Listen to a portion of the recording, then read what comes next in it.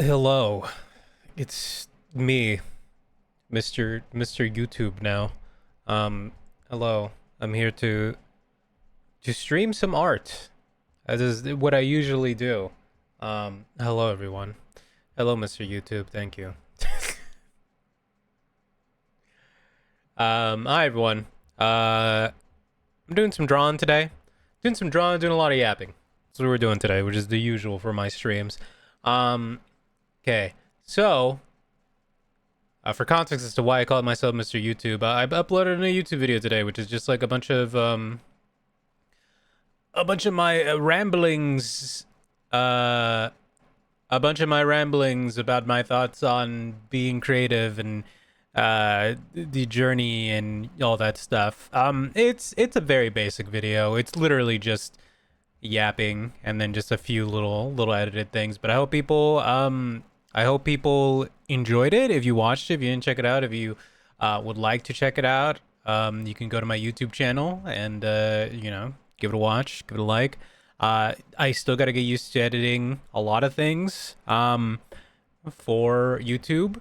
Um, yeah, there's a couple of things that I feel like I could have done better, but audio in particular, I'm like I should have definitely um balance the audio a little bit more, normalize the levels, but I'm still getting used to using editing software, but it's fine. But yeah, I put out that little video and I hope people enjoyed it. Just as a little kind of thing, being like I'm back to uploading on YouTube.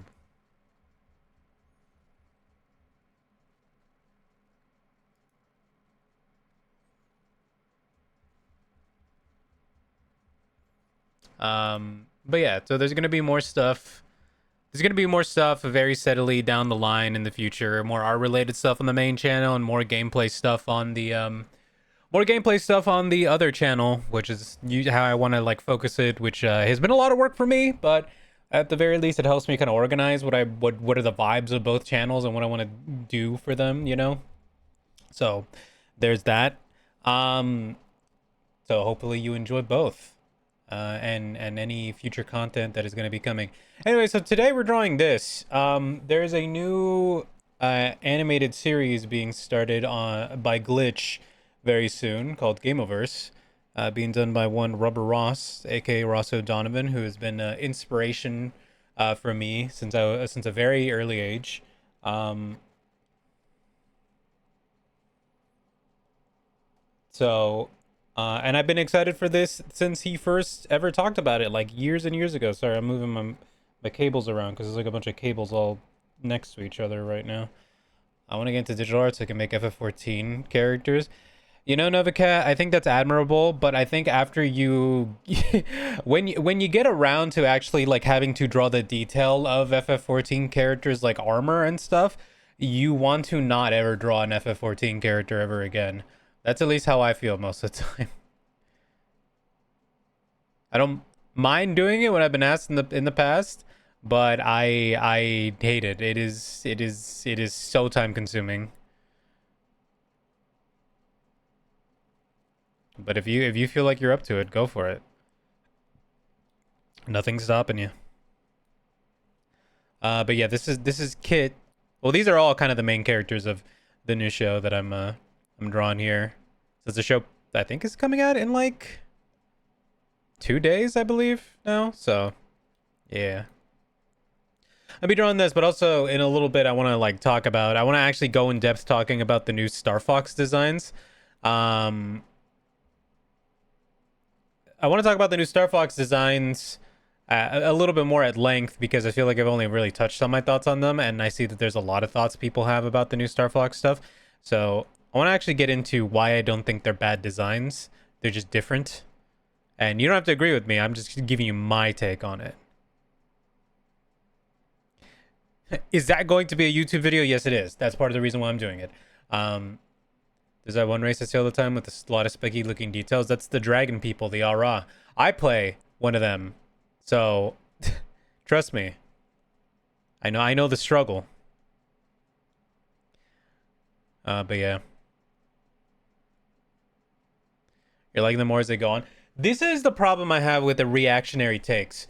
everything I see about people talking about the new designs, everybody is kind of on this. Well, not everybody, but a lot of people are now on the boat of like, wait a minute. The more that I look at them, the more I kind of like them, and it's like that's the idea is they're supposed to be off-putting right at the start, but the more you look at them, the more there's a charm to them, you know. Um, I'll get into it in a little bit, but yeah, I've had some thoughts. I've had some thoughts on them that I kind of want to like get into, and we will get into in a little bit. Well, Mr. YouTube and Mr. What does that mean?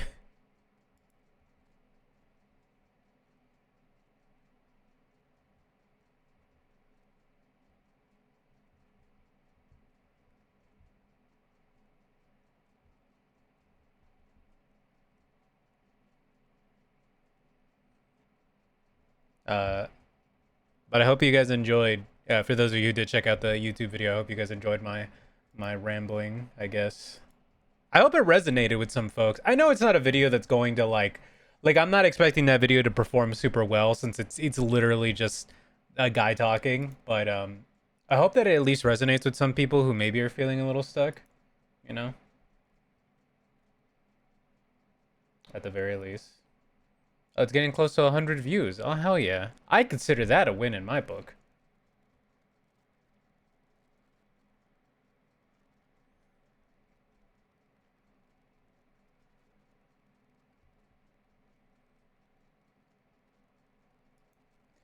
But yeah, it's what's been up with me. Sorry that there hasn't been too many streams lately. It's because I've been mostly, like I said, editing. I've been deep in the editing mines and trying to learn how to do certain things and attempt certain things. So that's why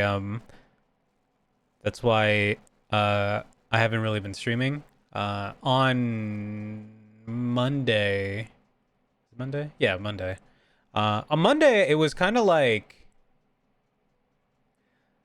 Monday. I wasn't working on editing as much, but I went to go do some stuff. Like I wasn't home most of the day, so I wasn't able to like really lock in like I was yesterday. And then yesterday I locked in, got all the editing done, and yeah.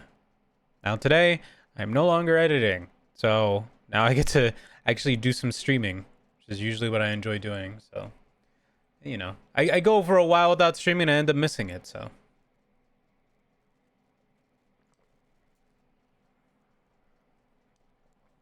though I think it's understandable, a lot of people, uh,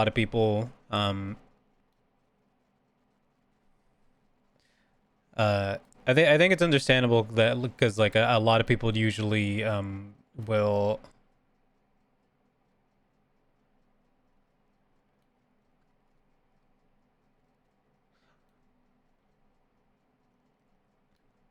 A lot of people will usually have a schedule and whatnot, and I'm very bad about having a schedule.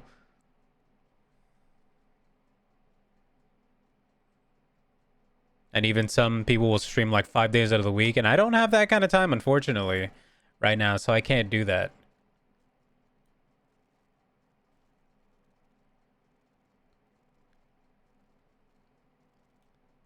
So, um, because of that fact, and also because of day job and all that stuff, um, the most I can really stream in a week, feasibly, is like 3 days. Unfortunately, next week might be even less again, because of day job. Unfortunately, but I'll try my best like I usually do.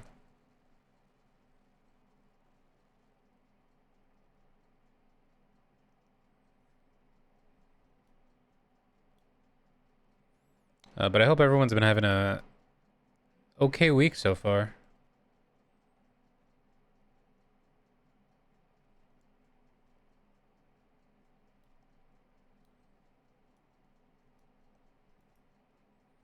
Hope things have been going swell.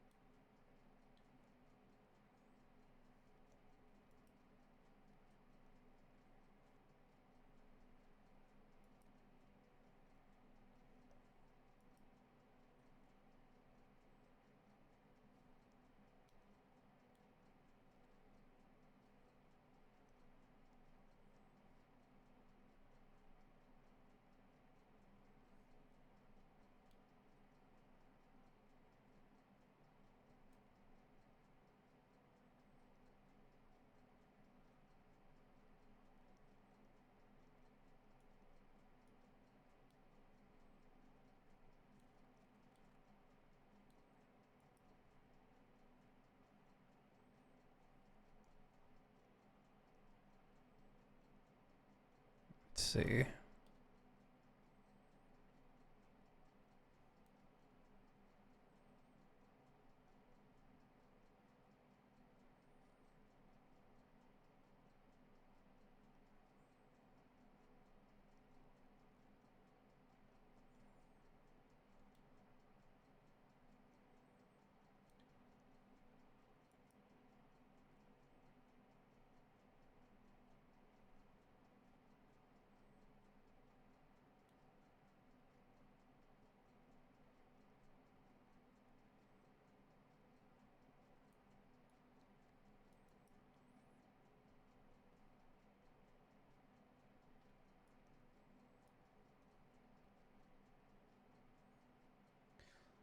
Hello, Artisan05. Welcome.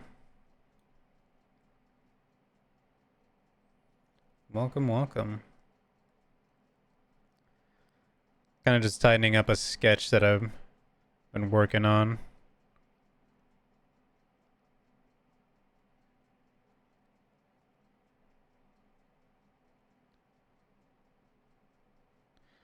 Pardon me, I've been taking a backseat to your streams because I had a rough start to my week, thanks to college being absolutely unpredictable to sit through.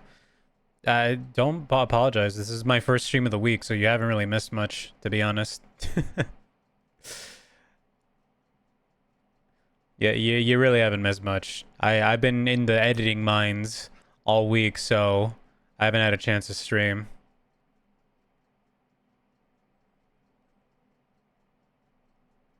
You don't ever gotta apologize to missing a stream or anything. I don't really do a schedule, so if people miss the stream, I get it.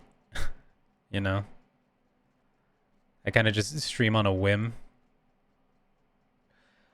I tried being a streamer with a schedule before. I can't. Not with the way my life currently is. It's very hard to actually have a set schedule.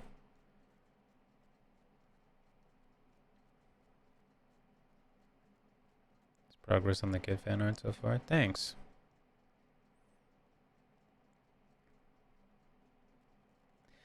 It's kind of funny. I've said this before, but like I think I was one of the first people to really do like fan art for this series before when it was like announced way back when.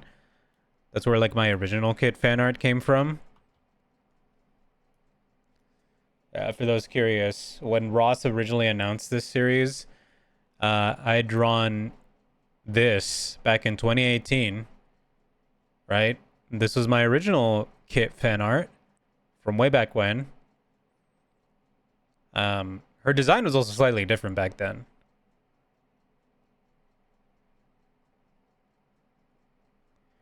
But this was like way back then, and then when eventually it got, you know, reannounced, that's when I drew the new version, which was like an homage to the original. So, you know.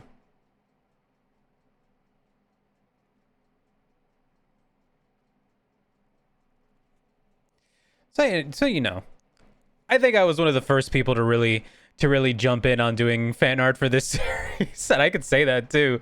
Like I have the proof of it. Not even in like a hipster way, just like genuinely, I've been excited for this project of Ross's for a long time. So I'm glad that it's finally, you know, it's finally seeing the light of day, and I'm sure it's gonna be really good. There's a lot of really cool people working on it.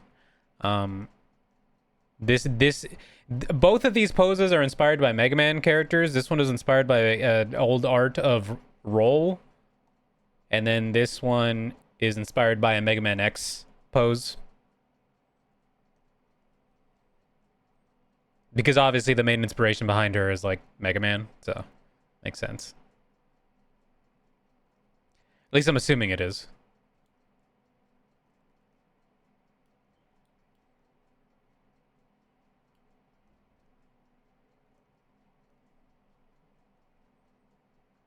But I hope the series is good. Well, I'm sure it's going to be fun at the very least.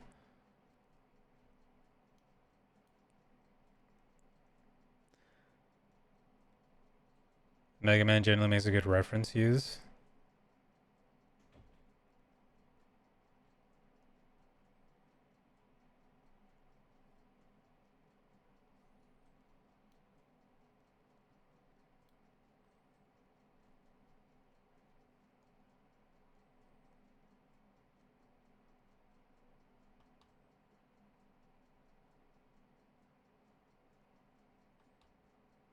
That's why I also made her proportions for this art piece. I also made her proportions like a lot longer than her official design. But yeah, this is some for fun art that I'm doing for myself now.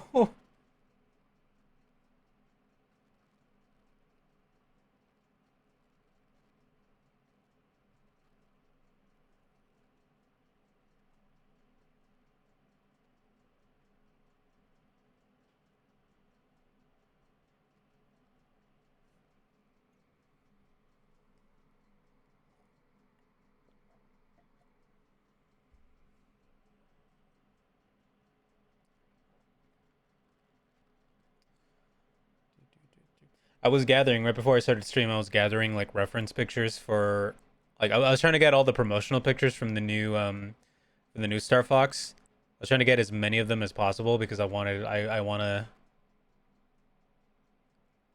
to like do a proper comparison.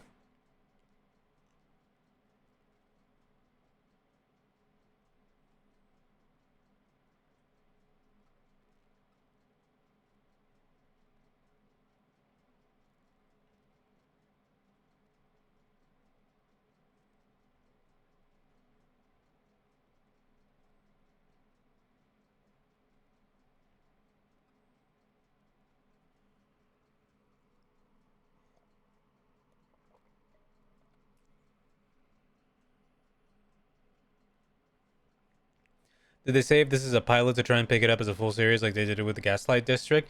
I believe it isn't a pilot. I believe, um, from what from what was announced, this is just straight up going to be a series because Ross has been working on this with Glitch for like 2 years now. Um, as far as I know, or as far as I've read, this is not going to be like a pilot situation because I think Ross was just making this. Like I think that was the whole thing. Ross was just making this for like I think over 2 years, and then I think at some point he struck a deal with the Glitch. But like it was pretty clear that Ross had just been making this thing, right? So I think it was going to be an animated series no matter what. Because I think the first time I okay, so a little bit of story time for anybody, a little bit of story time for anybody who's curious. Um, I met Ross. I've met Ross like and actually had to have a conversation with him like years ago. He probably doesn't remember this at all, but I met Ross at E3 2015. It was random too. I got a chance to go to E3 because I had a teacher at the time. This was like right after graduating high school, right? I was like 18, and I remember we got to go to E3 that year, and we were just walking around, and like as E3 is, there's a lot of like content creators and stuff there, right? So there was a bunch of big YouTubers at the time were there, and at one point we walked to the area that was like indie games. I forget what it was called. There was like a specific name for the area. We got an area that was like indie games, right? And we were just there. We were trying out some stuff, just looking at stuff because they also had like a little museum thing there. And then just out of nowhere, the Game Grumps show up. It was so weird. It was the Game Grumps at the time. So this was like 2015 Game Grumps situation, right? So it was Aaron, it was Dan, it was Ross, and Barry.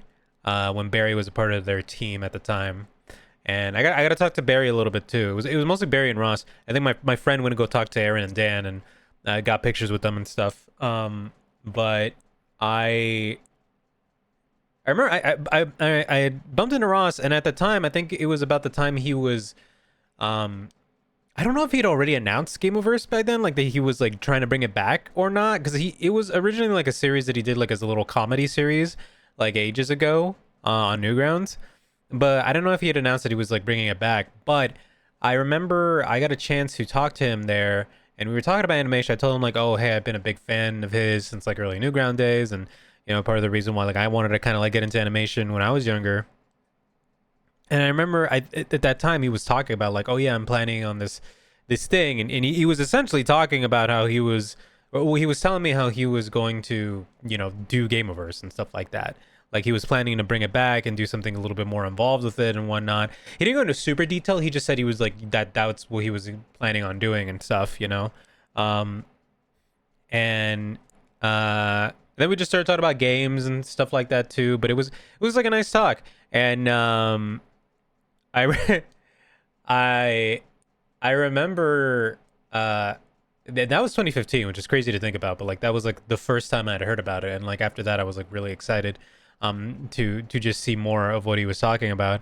But it's funny because like he was like my friend afterwards he was like, "Oh, you need a picture with them?" And I'm like, "Nah, man, I had to have a conversation with them. That's kind of all I really want." Because I'm not one to be starstruck by people, right? Like, not really. Like, I don't go up to an actor, like a famous person, and I don't want like, oh, take a picture with me, you know? I don't think there's anything wrong with that, but like, it's just not me. Like, if I get the chance to just talk to someone, that to me is more valuable than like just a random picture, um, right? Uh, but yeah, I had to have like an actual proper conversation with Ross. And he's a super nice guy. He's super chill. I was just some random kid he met there. He didn't have to spend that much time talking. And the thing is that he kept talking, like it was an actual conversation. It wasn't just to like it wasn't just to like, oh hey, nice to meet you, shake hands, all right, bye. No, we were talking for like a good while actually. It was really nice. It was yeah. I feel bad that I didn't stick with animation. But I stuck with art at the very least. Like I still kept drawing, so there's that. But yeah, I'll never forget that. That was probably like one of my biggest highlights of that E3 was getting a chance to meet Ross and actually talk to him and stuff. And then I think after I did that original Kit fan art, he then followed me on Twitter, which he's been following me on Twitter ever since. So we've been Twitter mutuals for like over a decade now, which is kind of funny to think about. Um, but yeah, that's my little meeting Rubber Ross anecdote at E3. I was like, hey Megadan, welcome. What is a good art program for me? At NovaCAD, I would suggest just starting off with a free art program. You can find Paint Tool Sci for free. You can find a bunch of other art programs. Krita is free, has a weird interface, but if you can learn it, it's there. There's a lot of art programs. None in like try different ones. I can't really tell you which one is the best. I just know which ones I like to use, but everyone's different. So there's that.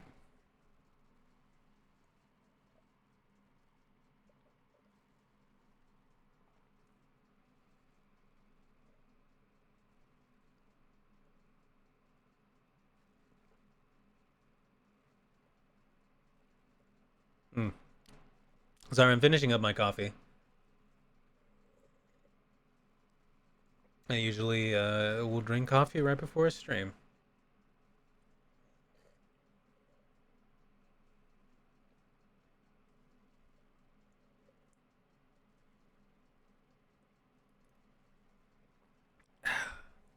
Okay. Coffee is finished. I don't know why I said that like Wallace from Wallace and Gromit. Um,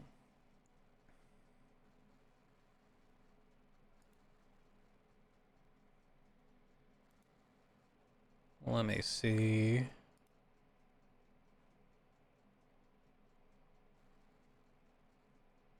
That was weird. A little audio hiccup. Um, okay.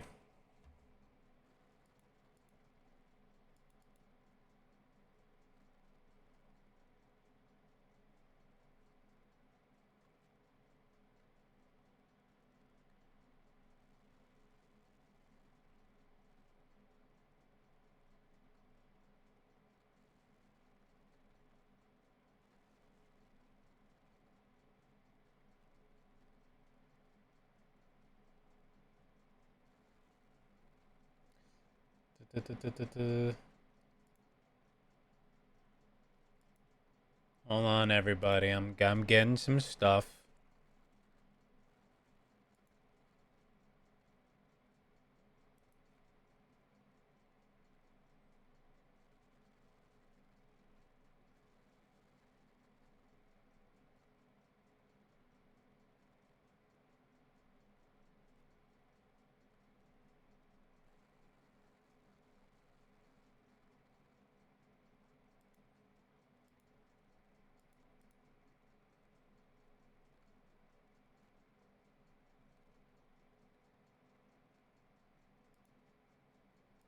Okay.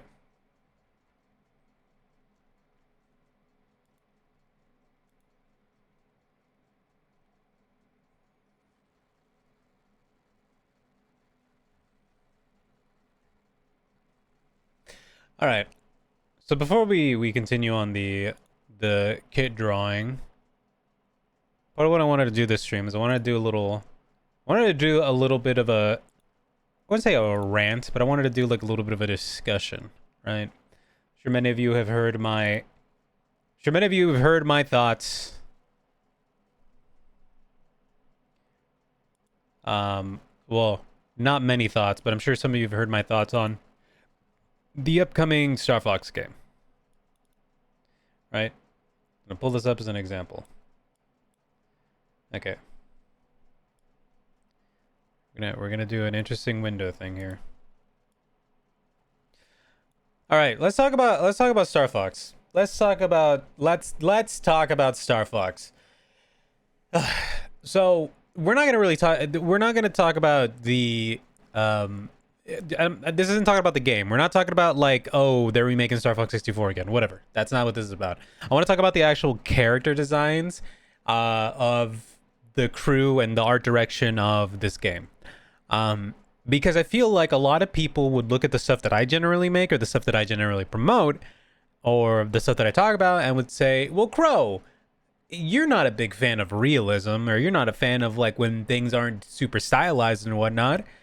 And normally you'd be right. Normally you'd be very right that I'm not the biggest fan of like hyperrealism, or I just think it's kind of boring and whatnot. But the thing is that this isn't just hyperrealism. There is still stylization here. It's just not in a way that is immediately apparent, right? And the best way to show is like, well, in this picture right here, you can see like what does the main crew look like, and one of the main big things that's jarring for this new game is that they're focusing more on the animal qualities of the characters, right? They're focusing more on the fact that they're all animals.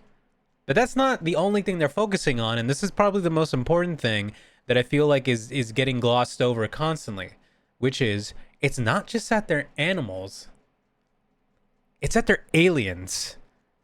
Like that is the key thing here, and something that I don't see talked about enough, which is they are aliens. They are meant to be aliens. They were always meant to be aliens, right?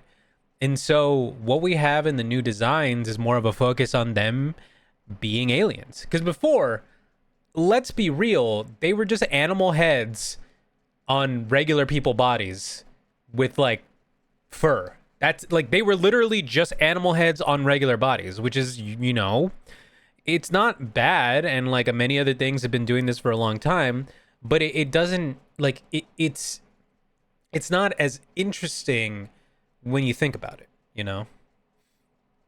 I do think there's a few critiques that are valid. Making the eyes and legs a bit bigger would look more appealing. So that's what I'm gonna get into. I'm gonna get into that. Also, welcome. I'm gonna get into what about these designs I feel can be like touched up. And this isn't me going like, I'm gonna edit someone's art, because that's not what I want to do. I'm just gonna show you why things kind of look off, and why some people are responding, you know, the way that they are to things, and how people are like, oh, Falco has lost all his aura. It's like, all right, let's actually talk about some of this stuff for real, right? So a lot of the comparison that people will be making is a lot of the comparison that people are making when it comes to these designs are, so let's just have this for prosperity's sake. So this is new Fox McCloud, right? This is 2026 Fox McCloud for the new game. Look at him. He's a charming little furry guy, right? And then you have, this might be a lower quality image, but, and then you have this Fox McCloud. I don't know why he's so small. Image quality. Anyways, then you have this Fox McCloud, right?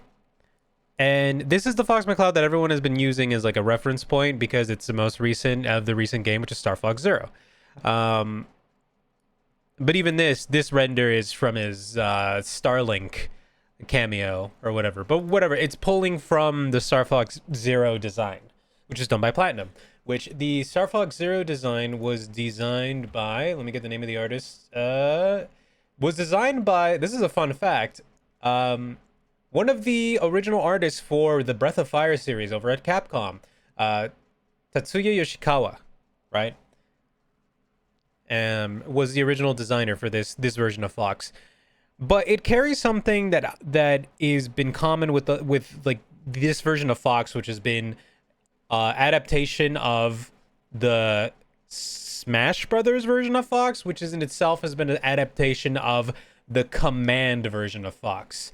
So this is the part that I kind of draw a little bit of ire with the more recent Fox designs. Is his head shape is very he's got kind of like a baby head, which is something that has always like thrown me off about it, right? And it's because they're basing it off the art direction of the Command games, and in the Command games, Fox is a very like they're more like chibi-esque designs, right? And they're more simplistic, and they kind of kept that design aspect when they were designing Fox's design for Brawl too, right? And while I don't think it's necessarily bad, it's not my favorite iteration of Fox. I think many people's iterations of Fox that they remember, especially for like people my age who are like, 30, is people remember Star Fox 64 Fox, and people remember Star Fox Adventure and Assault Fox. Assault is where his head design started getting like he started getting the big forehead, right? And but it was always stylized, and I think that's something that was I think that's something that people like really, people enjoyed was the stylization of the characters. A point of comparison for this, though I can see it's not perfect. Well, here's the thing, right? This is modern Fox, whereas like okay. We will say is the more hold on, this we will say is the more like hold on, we'll say post Command design, right? Obviously they were using the Command design into the Smash Brothers design as the blueprint. So it reminds me of the kind of situation where Nintendo had the GameCube Zelda trailer that are more realistic, but then put out Wind Waker. It's kind of the opposite of that. So this design to me, this design feels like an evolution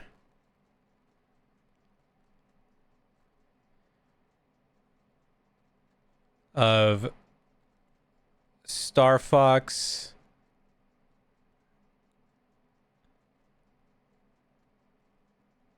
on the SNES. So this feels like an evolution of Star Fox on the SNES, whereas this feels like an evolution of Fox post Command. And the reason why I say that this feels like an evolution of Star Fox post SNES is because he carries some of the energy of the original SNES concept art. Not just the puppets. I know there's some contention between people being like, they're based off the puppets now, or they're not based off the puppets. Are you blind? Like, there's a big argument going around, and I feel like that is up to interpretation until they just straight up say that was the inspiration. But I don't think that that's too far off from what the direction they're going with this, because they retain that look. Because some people are like, oh, he looks like Fantastic Mr. Fox. And I'm like, I don't think that's unintentional. I think that that's part of the charm of it, right? Because people forget that the original inspiration of Star Fox was Thunderbirds. Thunderbirds was a comic, not a comic. Thunderbirds was a puppet series back in the day that inspired the original Star Fox, right? So there's always this sense of wanting to make them look a little bit more, a little bit more like puppets, or a little bit more like stuffed animals in a sense, I do think it's weird to keep Fox as he's been. Feels like if we kept Link as he is in Ocarina of Time. Well, some people would want that. That's the thing, is that like the contentious part about Nintendo and being a fan of Nintendo is that nobody is ever happy with any redesign ever, and people like the version that they played first and enjoyed the most. That's always the case. So this was always going to draw the response it was going to draw. But there's one key thing about these designs that I kind of enjoy in terms of like a character designer myself, is that people say like, oh, they're just leaning into realism, but they're not. That's the thing. This is still stylized. And the best example I can give is the proportions. And this is something that everybody has been having kind of an issue with, right? So when you look at Fox's proportions, right, in the new one, his torso is like this, right? Like this is his torso. This is where his arms are at. Right? I'd say no. Well, his torso more or less starts here, right? And then his pelvis and legs are tiny by comparison.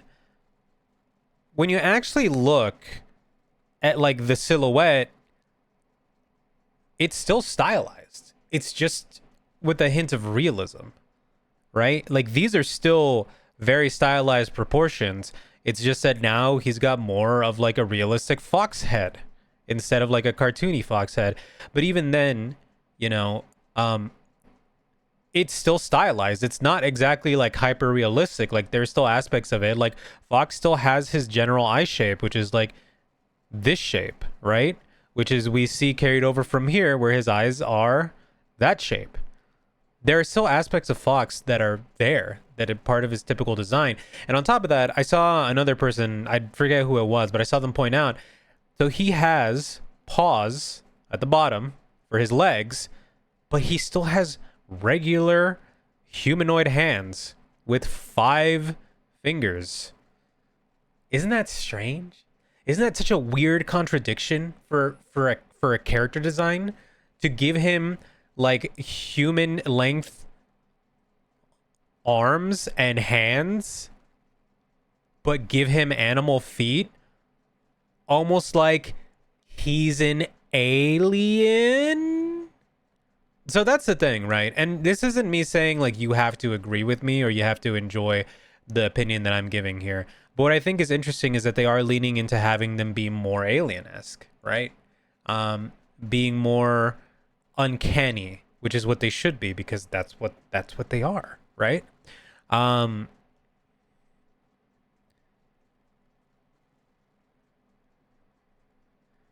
I think a lot of people usually, when they're looking at these designs, one of the biggest issues they have are with the neck, because there isn't like a normal like human neck like you would see on this design.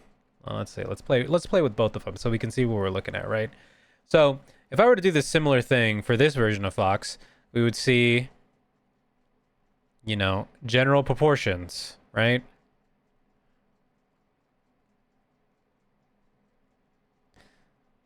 Let's say his torso's about there.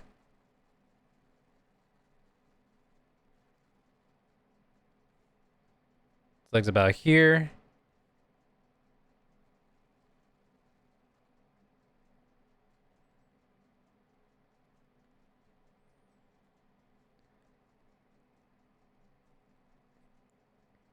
Like he's more squat, but the point being is that his proportions are way more unified, like a human body, right? And then, you know, that could be about here, but then he's got the big cartoony head, right? And it almost ends up looking like a guy in a mascot suit to some extent, right?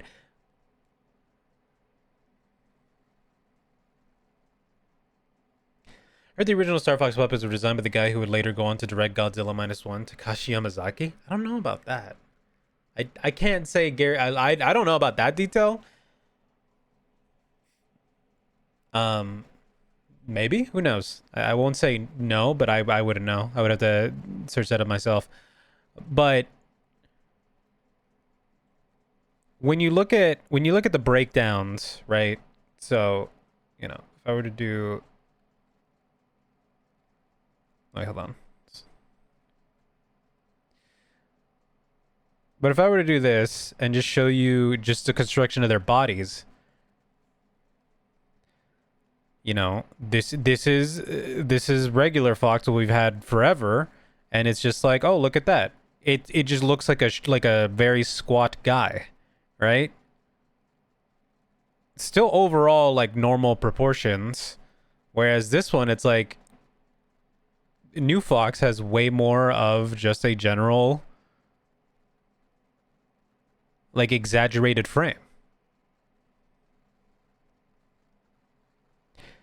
when you look at them as just silhouettes, the new Fox definitely stands out like a lot more, right?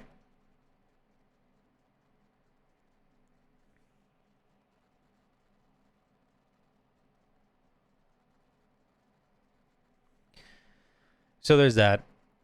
Falco's feather fingers. Falco has always had feather fingers. It's just that now we're actually seeing them in high definition. If you look at some of the old games, he always had that. And even in Smash Brothers, he always had the feather fingers.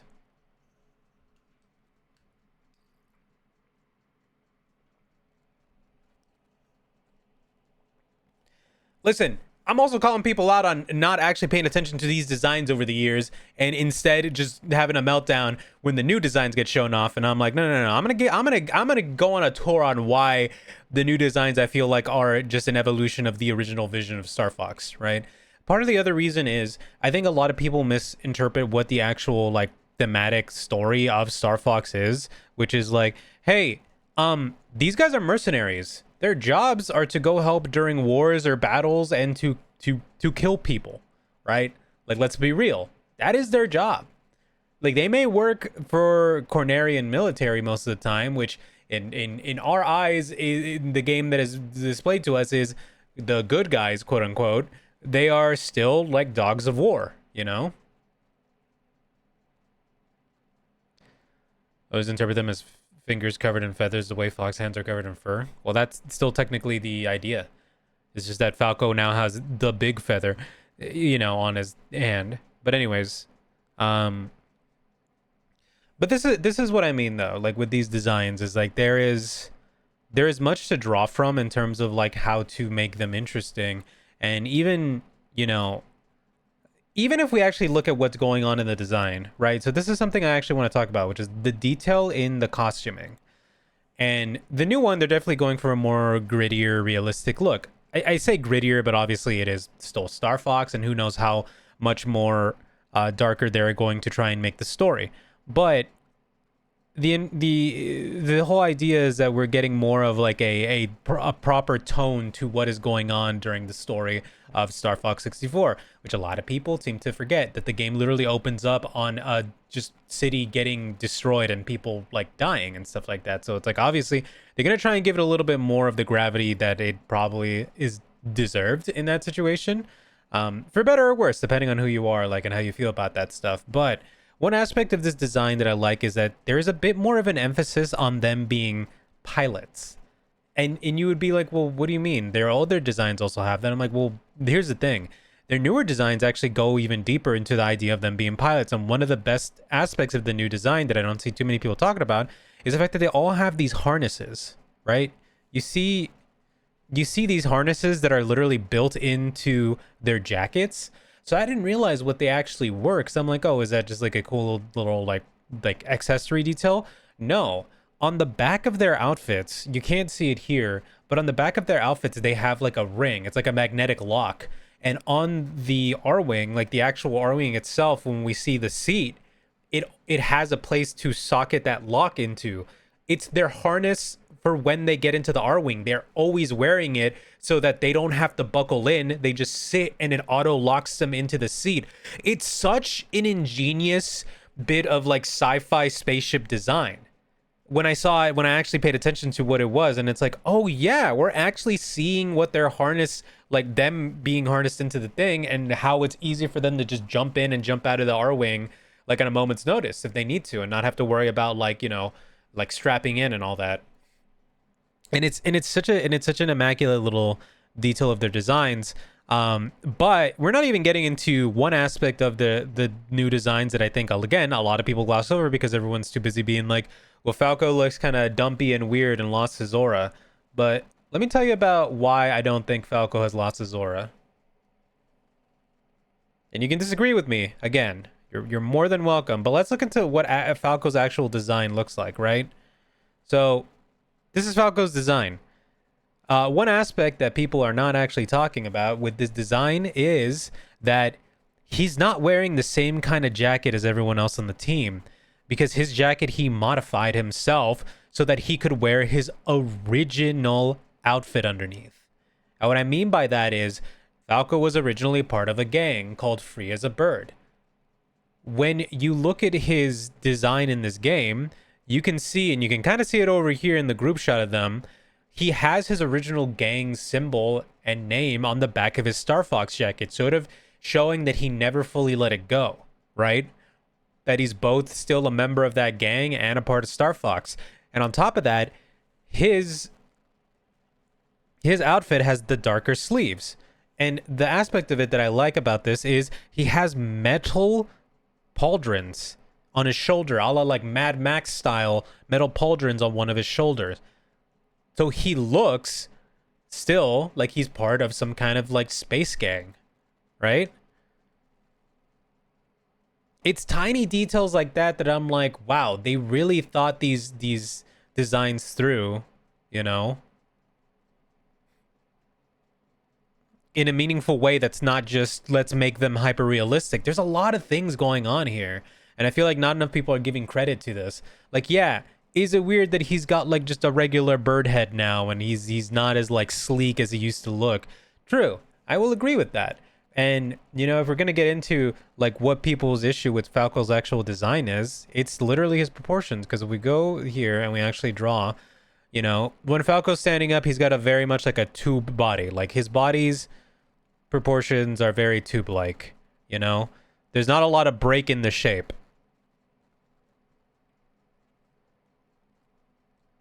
So he's sort of like this, and then when we see him standing, he's got like a bit of a this shape going on. Like, we saw him standing in that one bit, and he's got like,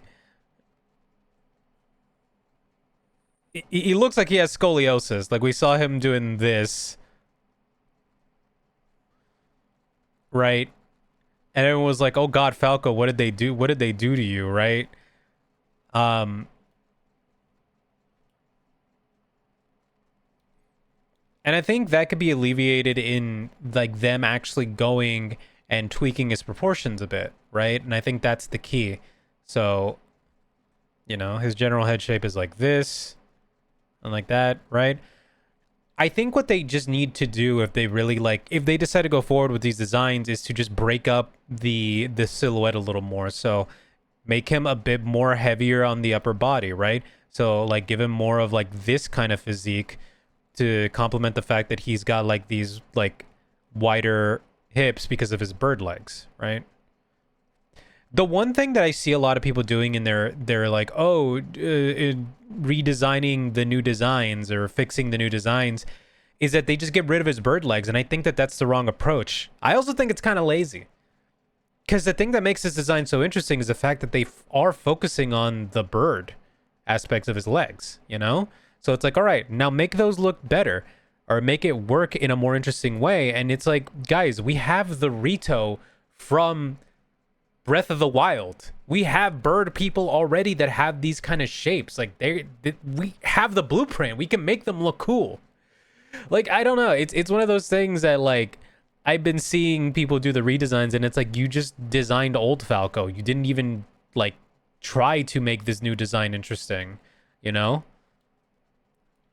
But that's like my only thing that I will say is that, you know, that's my only thing that I will say about like these designs is that, yeah, I think they should make Falco's you know, not make him so much of a like a tube shape and actually break up his design to be a little bit more, you know, give him more of the superhero-esque barrel chest and whatnot, right?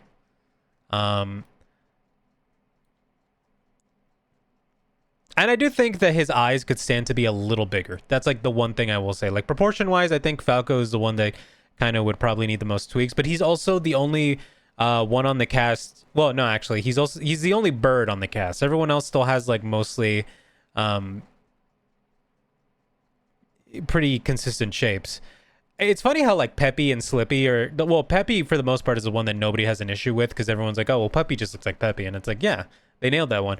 Slippy people are like, oh, he looks so slimy and stuff. It's almost like he's a frog or a toad, whatever. But it's almost like that's their whole thing is that they're supposed to be slimy. Like these are things about these, like them leaning into the whole animal stuff that I think is just way more of an interesting design choice and whatnot, right? And again, you don't have to agree with me, and I understand the grievances people have with the old designs, because guess what? The old designs, despite what I've been saying, they're pretty killer, you know? When I look at this old Fox design, I think it's awesome, and I think the fact that it was designed by an old Capcom artist is even cooler. Not too long ago, I saw these. Hold on. Not too long ago, I saw these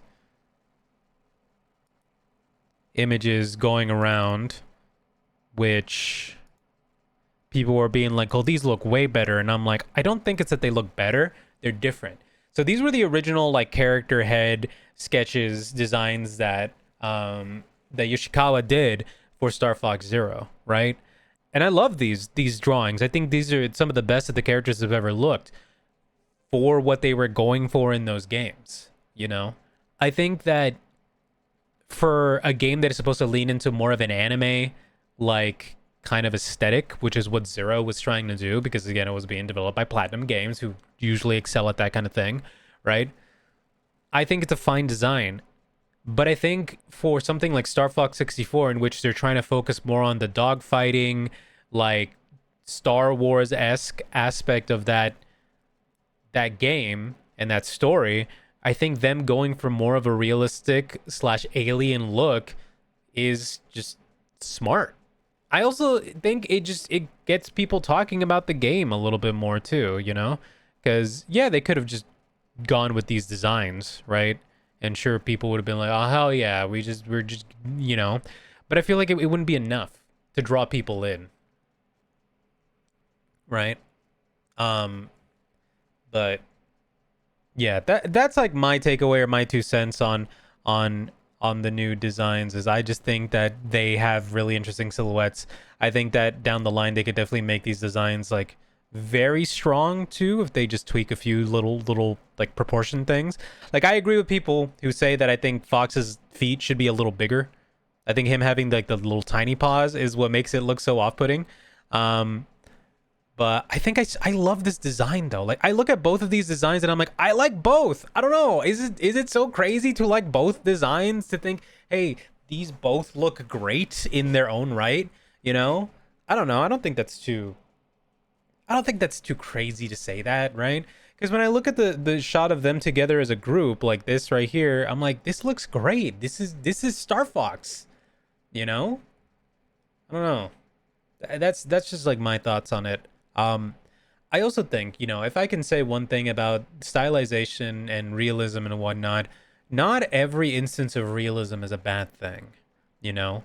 I think that there's a place for it depending on like what the mood you're trying to give off is. I think too many people are caught up in that too many AAA games are trying to go for hyper realistic, whatever. But that's not even what Nintendo is specifically trying to do with the new Star Fox. The fidelity of the game is crazier than I think I've ever seen before, but it's very clear that they want to hit a specific tone with it. And that's not to say that they don't want to exaggerate it, because this is still a game about talking animals in space, flying spaceships. So it's like there's only a degree of realism they can really have without it looking just a bit silly. And I think that them keeping that little aspect of them still being silly is great. They're obviously not losing their whimsy with this, but it's, you know, going to be jarring around the first time we see it. Do you have to like these designs? Can you understandably be disappointed with them? Yeah, that's fine. But I hate this idea that they're bad, because I don't think they are. At least, you know, that's my take on it. I don't think they're bad designs. And I feel like there's room for them to definitely grow. And I think stylization and realism can exist hand in hand. And just because, you know, the one is there doesn't mean that the other one is gone, right? We're still gonna have those old designs that are there, and I'm sure if they decide to make a new Smash Brothers, they're going to stick to the more cartoony designs because it just fits the aesthetic more, right? So, you know, there's that. That's my little, you know, take on Star Fox design discourse, which I don't even like talking on this kind of stuff, but I do want to, as somebody who's been a long, like literally lifetime Star Fox fan, like this is an important thing to me, and I do think that a lot of people, especially people who've probably never played Star Fox before. I'm sorry to say, there's a lot of people who've never once talked about Star Fox in their life, who their only frame of reference is either Smash Brothers or the new Mario movie. I didn't even talk about the Mario movie design, which again, great design, but it's also for that movie. And that's not a Fox design that you could just put into the game, like, and then that's it. Like, it's made specifically for the movie and the look of the movie. So that's my thoughts on that one.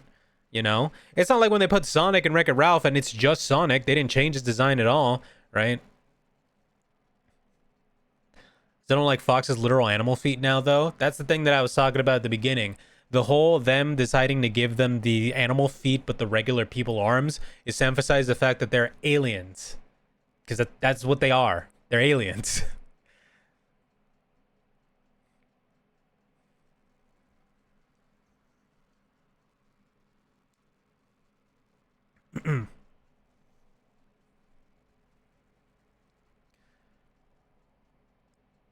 But yeah.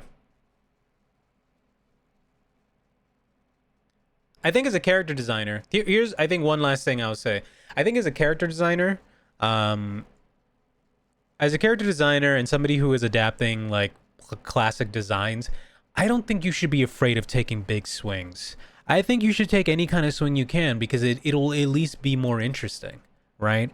Because anybody could just look at the design on the right here. Anybody could look at that original Fox design and just do the same thing over and over again.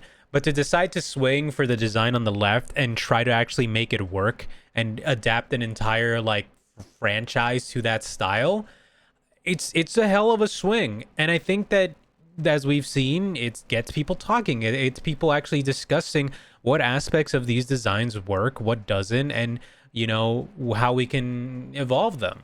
And I think that that is 10,000 times more interesting than just doing the same thing over and over again, right? So I'll say that at the very least for the new Star Fox, I'm excited to see how the look of it develops, you know? Um, but yeah.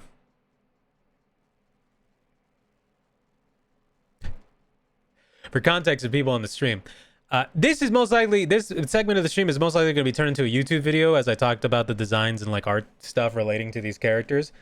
Um, so yeah, I'd be prepared to see this all edited down into a thing. But anyways, for people on YouTube, if you liked me talking about character designs, hey, come check out my streams. Thank you for watching. Like and subscribe. Yay. Oh, this means we'll get the F-Zero Metroid Star Fox mashup game of my dreams. It's a Ledger Bear. That's already not making it into the video. I'm editing it out. Then let's get going. So it was nice hopping into your art stream for the day. For sure, Artisan05. Thank you for stopping by. Hope you like my rambling. The fact that we've never gotten a Captain Falcon action game baffles me. Why would we... I'm sorry to phrase it this way, Megadan, and I know because a lot of people would probably agree with you, but I'm this from the perspective of the development team of the F-Zero series. Why would we ever get that if F-Zero's whole point is racing?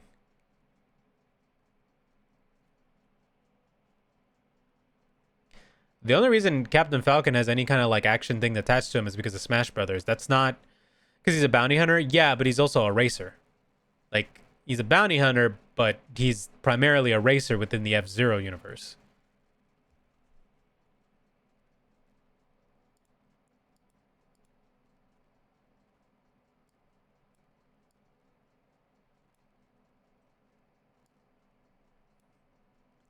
I'm not saying I wouldn't want that. I'm just saying that it doesn't make sense from a game design standpoint to do that. Peach is mostly a princess, but she still has adventures. Yeah, but her games are based off of the theme of those games, which is like platformers and or adventure games, whereas F-Zero is primarily racing. So I think that before they would try to make a Captain Falcon action game, they would instead try to make just another F-Zero. You know? I think that when it comes to dealing with your series, that kind of seems to be more of the focus. Captain Falcon has a whole ship that he uses for bounty hunting. I think it would be very interesting if they like intertwined his story into the racing game. I don't think that they would ever do an action game.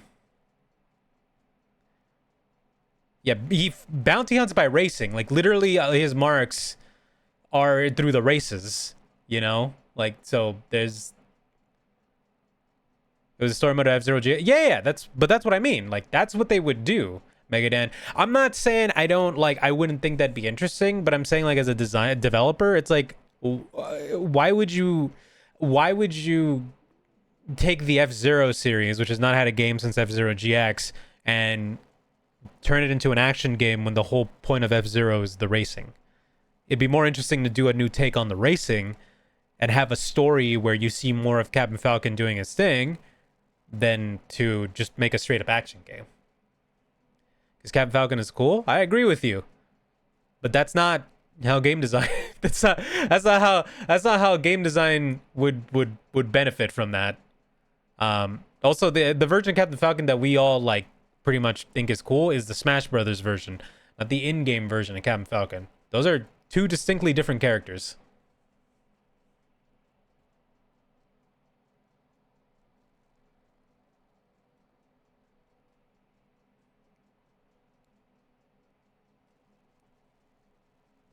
I'm thinking GX Falcon. Right, but in GX Falcon, he's not going around doing Falcon punches and Falcon kicks even in that. He's doing goofy shit as well, right? He's having Looney Tunes ass moments while racing Satan, the devil from the Bible. But that's the thing. He's not. Yeah, I get. Yeah, Megadan, I get that. But again, you're saying F-Zero. You want a Captain Falcon game, so it wouldn't be F-Zero. It would be Captain Falcon. Because F-Zero is the racing. Like that's the thing. It's like I get where you're coming from, but they're not gonna do that because they'd rather have the F-Zero franchise like be alive and not just the Captain Falcon franchise. Hold on. All plastic things on the rubbery things on my pen are.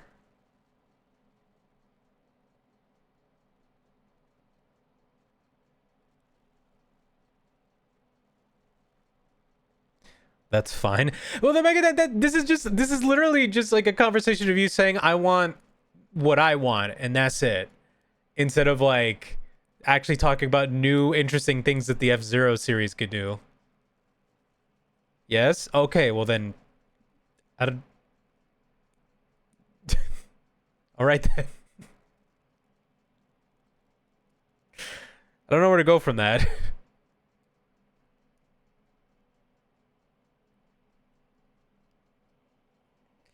Never said I want a new racing game, but that's what F-Zero is. You can't like separate that from a franchise that is literally built on the racing.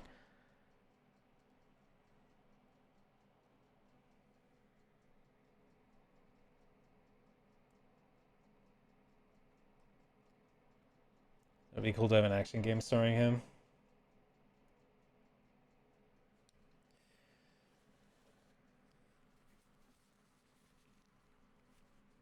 Hold on, I'm texting my pen before I get drawing again.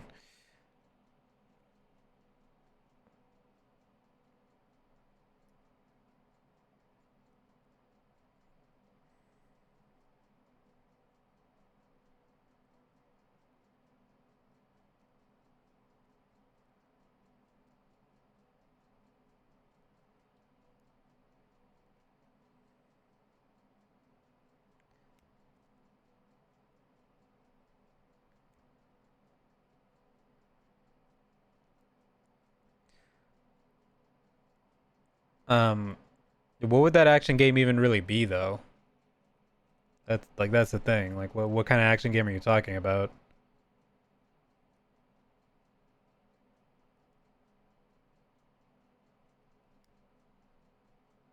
Character action? What?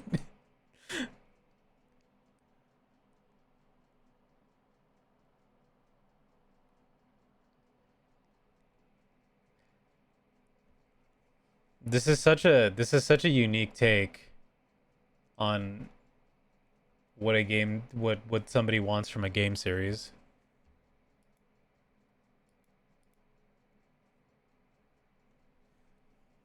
Okay.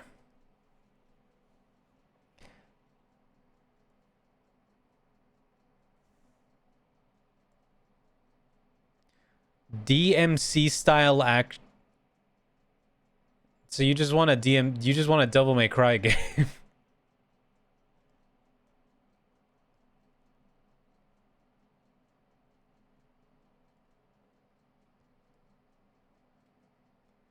Yes, with Captain Falcon, but then that doesn't really exemplify Captain Falcon because Captain Falcon isn't like a character action kind of guy.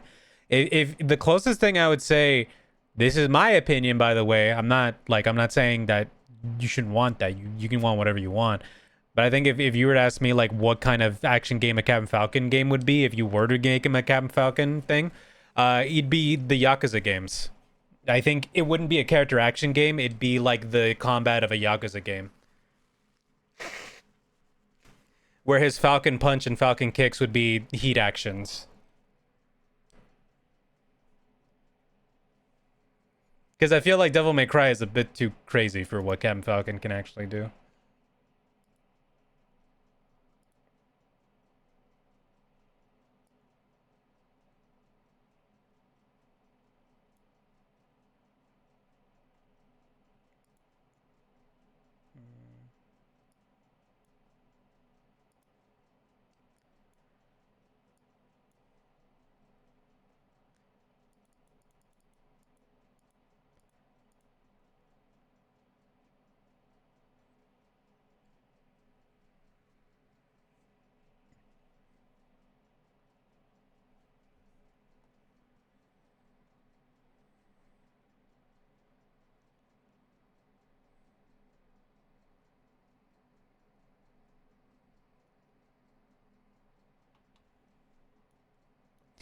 Megan, and you always have some of the most unique game takes in chat.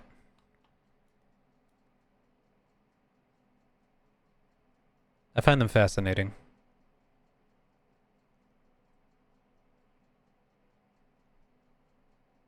Thanks. I'm glad I amuse you.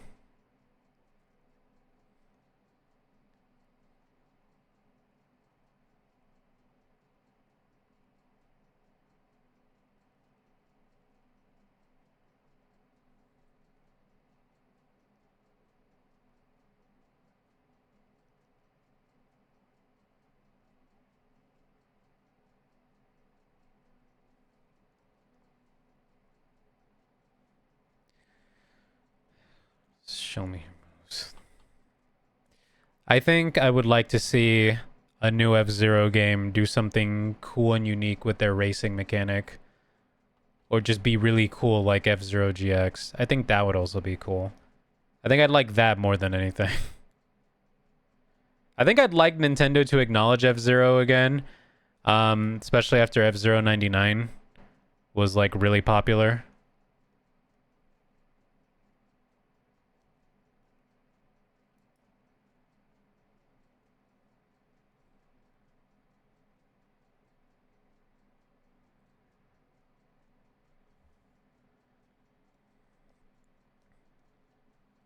Because I also think like it's an interesting part of Nintendo history because GX was developed by Sega, so it was like a first party Nintendo game developed by Sega, which is such an interesting thing to think about.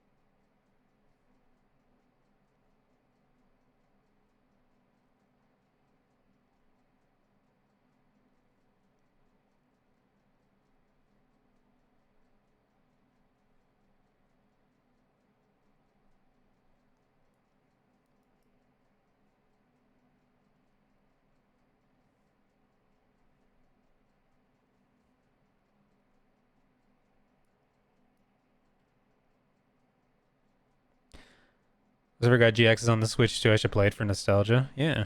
Put it on the Nintendo Online thing. To release the anime and Blu-rays or something. I sometimes forget that the anime exists.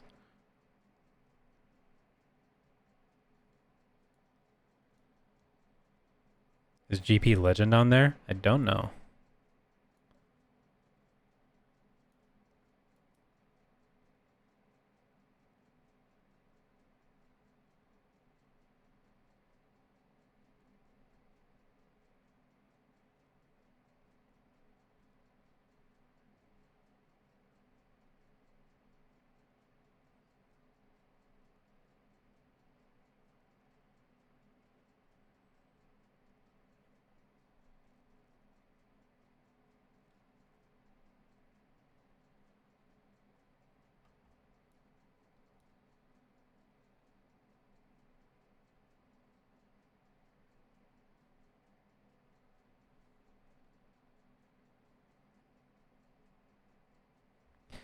Yeah, anime had that one bit that became like a huge meme on the internet back in the day, which is the part where he Falcon punches Black Bull.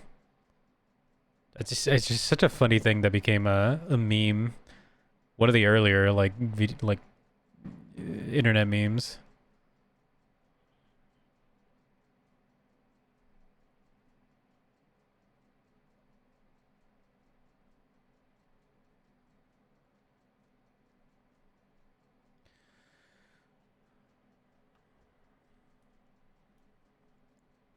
I think GX is just like it's just a window into a different time in Nintendo's development history, in which they were just being a little bit weirder with things.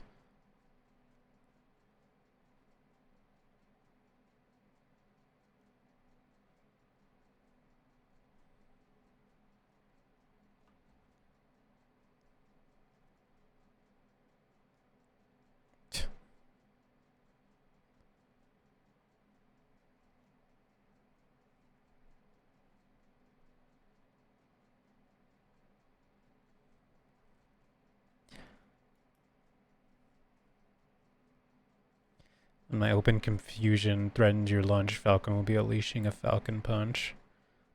That is the most written by a Japanese person lyrics ever. You know, I'm glad Nintendo has gotten better at writing lyrics for their games music.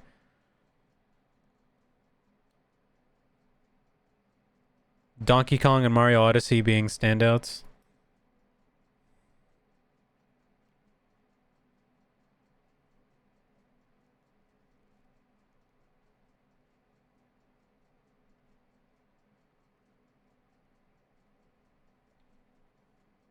I seriously wonder what was the thing that inspired Nintendo to start doing more vocal themes in their games. Donkey Kong, I guess, makes more sense considering the whole theme of the game is music, in a way.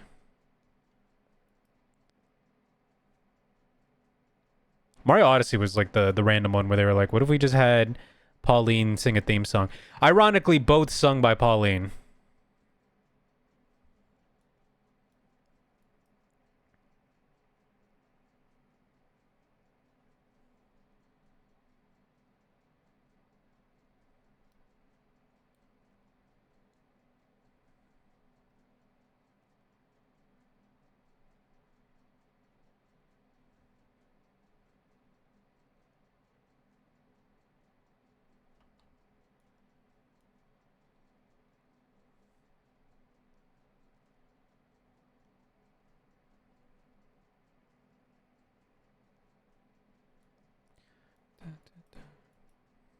To be fair, I think the Fire Emblem games have always had vocal tracks. Pauline sung a song in DK? Yeah.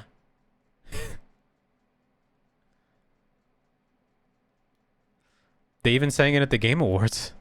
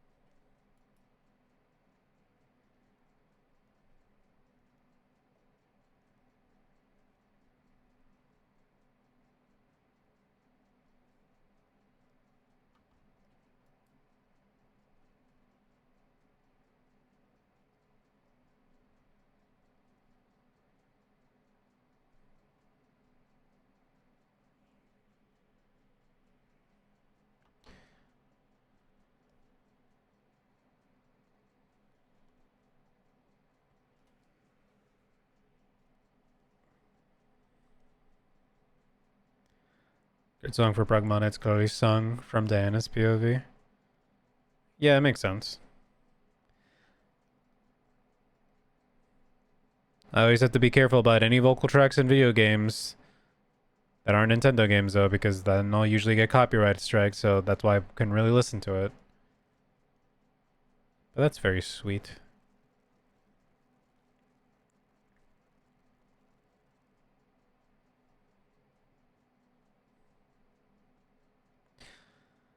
I hope that director of that game gets a chance to make something else at Capcom.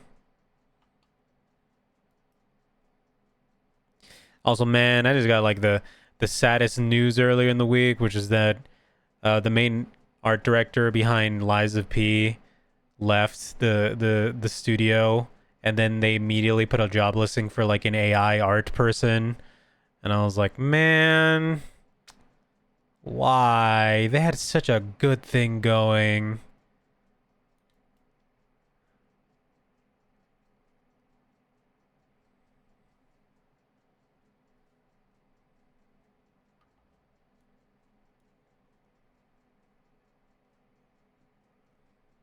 Worst part about it is that the guy, the art guy that left, literally one of the last art pieces he did for the studio was an homage to a Kinu Nishimura art piece that she did for Capcom, where it's like all the Capcom characters walking. The one art piece that everybody always references for the Capcom design works thing. Like, so this dude knew ball. And then now he's gone, and then they're like, all right, time to AI it up, time to slop it up. And I'm like, man. Oh god, not Megalovania. No. No. Oh, not Sans Undertale. Get out of here.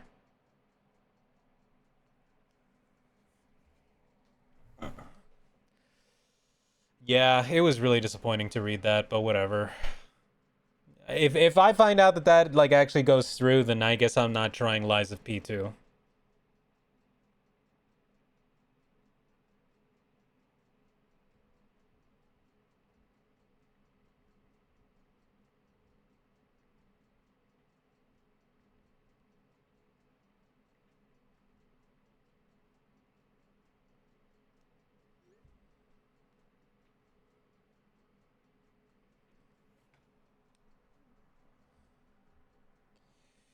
Okay.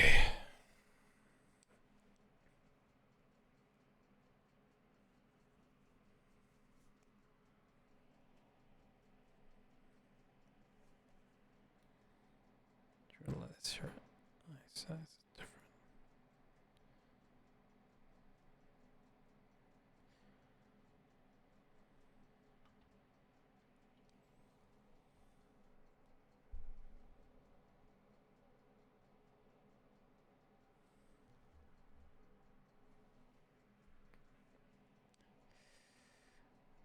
The stinky AI is still everywhere, unfortunately. You would think that companies would get the idea now, or get the picture that like people don't want that shit, but nope, they're still all opting in. It's so annoying. Then that one game, Party Animals, like that Party Animals game, also they were just like hosting a contest so you have like AI make an AI video of our game or whatever, and I'm like, dude, really? This is insane that you guys like it is the most tone deaf ass thing ever.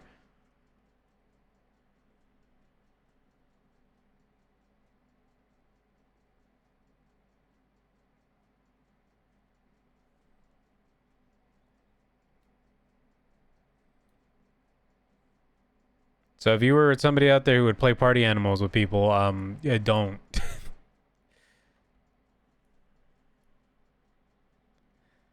Or do. I don't tell you how to live your life, but that shit was so disappointing to see.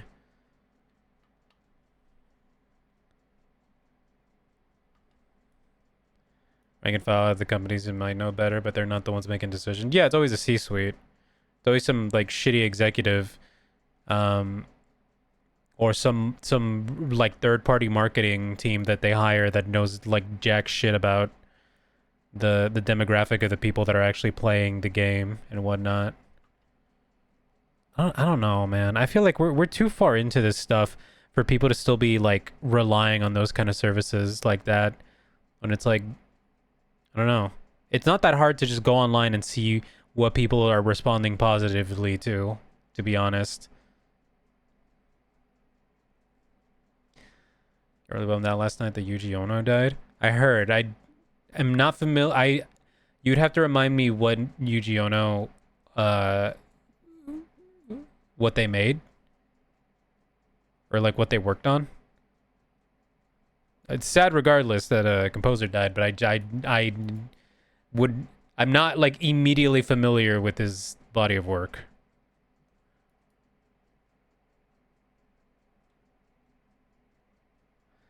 The music for Lupin the Third since the 1970s. Oh, I see. I see.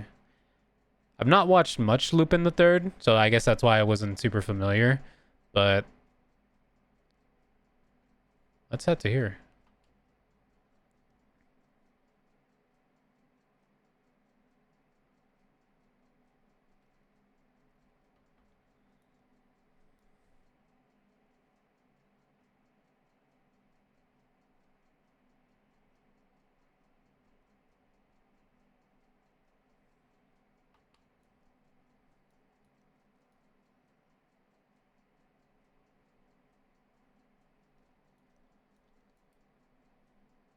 I think I've only really like in terms of Lupin the Third. I think I've only really engaged with like a little bit of the franchise before, but never like fully watched a lot of stuff. I've seen the Castle of Cagliostro, like the Ghibli one or the Miyazaki one, and I've seen like bits and pieces of other like Lupin stuff.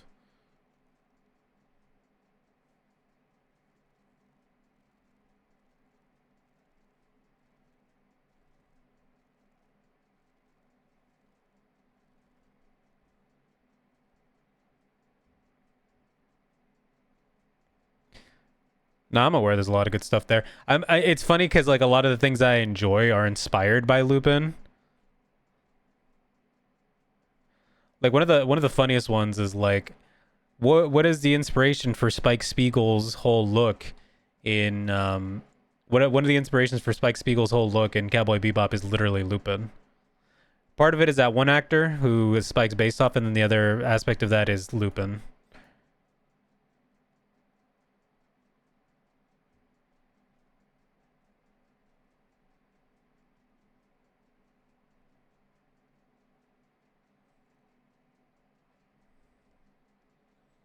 Hell, Jet and Jigen even have the same facial hair. I do remember when that 3D animated Lupin the Third movie came out, and they showed off Jigen without his hat on, and I remember like the amount of thirst tweets I saw of that, and I'm like, God damn. I never expected Jigen would be the one to be getting like all the attention. They did make him really hot in that movie though. This character's never looked hotter. I mean, Fujiko Mine is always hot.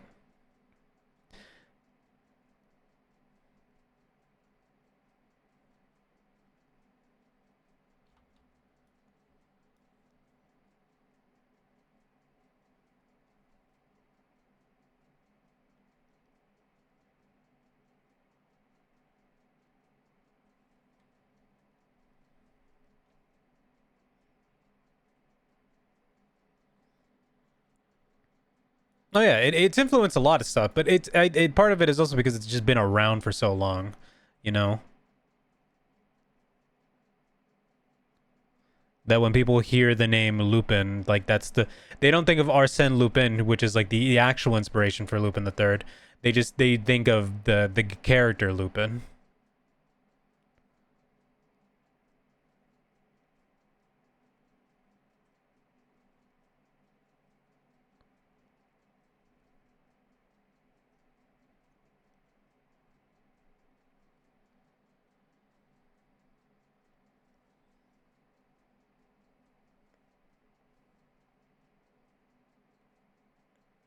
I think one of the funniest places I've seen Lupin reference was in the DuckTales reboot. There's just like a scene where you see Lupin's car and you see a goofified version of Jigen.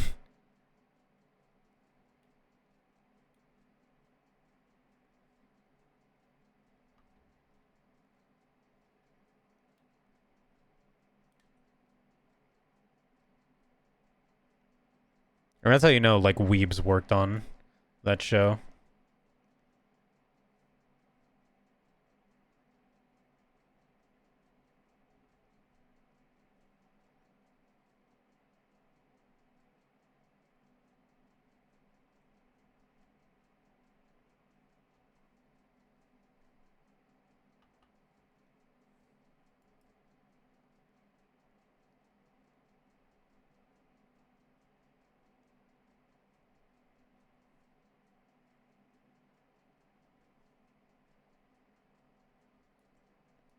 I mean, there's a lot of old Japanese media that I think influenced, like, had more of a global influence than people would even, like, assume.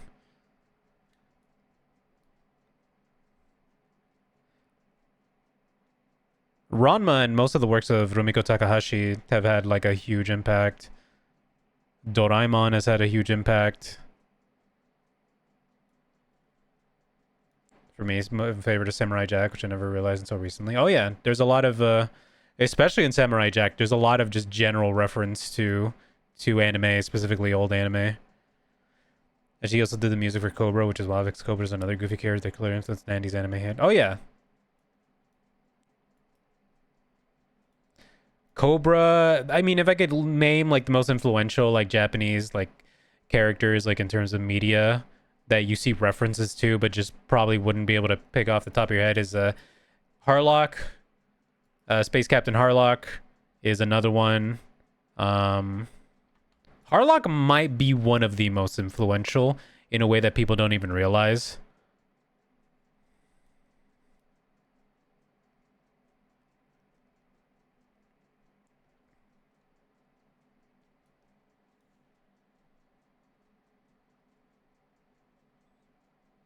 No, I know who Cobra is. Don't worry, Megadan. I'm an older weeb. I know ball. Don't gonna worry about me not knowing 80s, 90s, or 70s like anime characters. Trust me, I've gone down that road.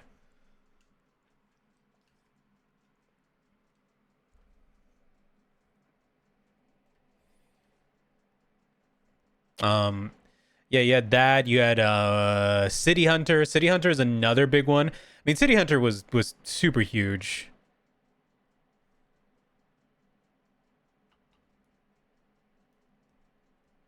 Was a super huge one, and even still to this day is somewhat influential.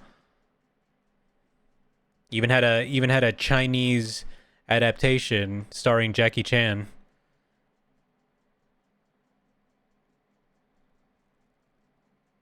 Was that the one with Jackie Chan? I forget. I think it was, right?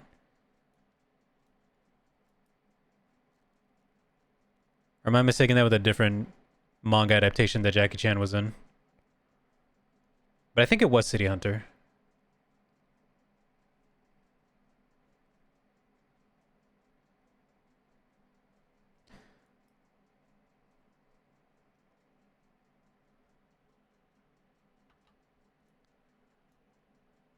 You know what I love about it? What do you love about City Hunter, Megadan?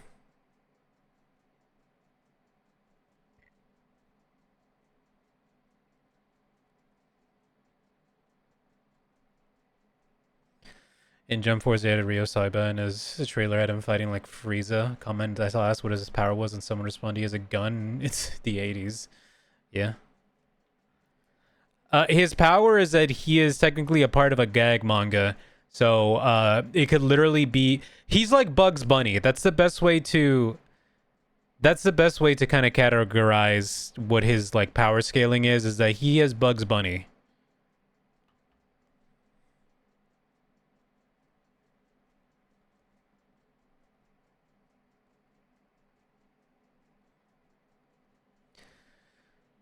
Somewhat similar to Arale, in which Arale is unironically stronger than Vegeta. Literally because she comes from a gag manga. Which is funny, because I actually started reading Dr. Slump recently. I don't know why. Just like a whim. Was like, you know, I've never actually read Dr. Slump, so I started reading it. Um, Lots of very funny visual gags, but man, is it just steeped in old Japanese humor. Like, there's not a lot there if you are looking at it from like a not Japanese lens. A lot of jokes are very distinctly Japanese, but it is also like very slapstick absurdist humor as well.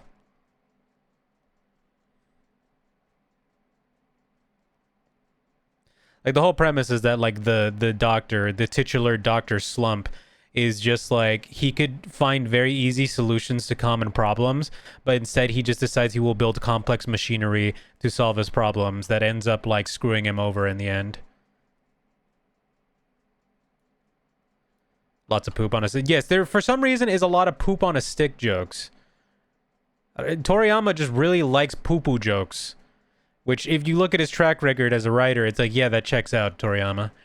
Like the best way I can describe Toriyama's like sense of humor, you know, and this isn't even like a dig at Toriyama because like whatever, right? Like everybody has their own, you know, humor is subjective or whatnot. But like Toriyama is very much the kind of guy who loves pee pee poo poo humor.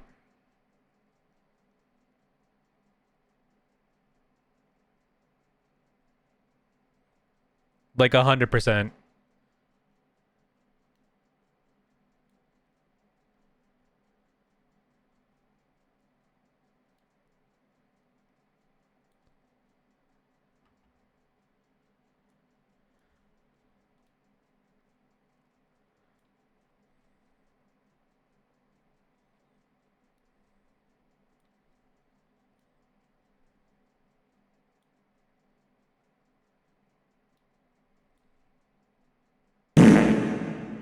Yeah.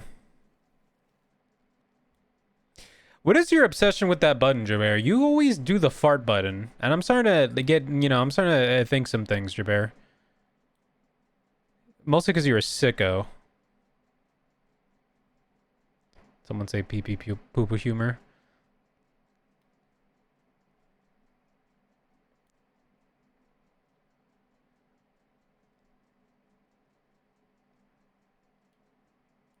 Actually, her hand is not that detailed, so the finger would actually be more like this.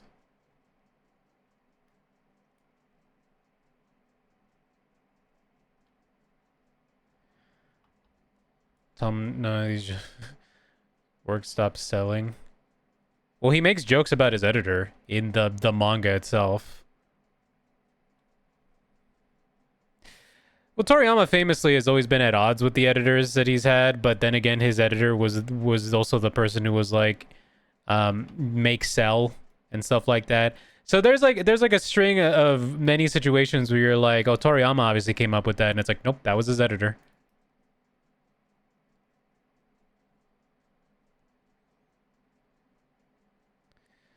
I do think it speaks to his range. He was able to go from that to DBZ. But the thing is that it's like when you actually go back and you experience like Dragon Ball in general, a lot of it still carries that energy, or was trying to at least. But then he was kind of forced to actually write seriously. I think it was Eye Patch Wolf who was talking about it to some regard, um, in a video that I saw of his, where he was saying that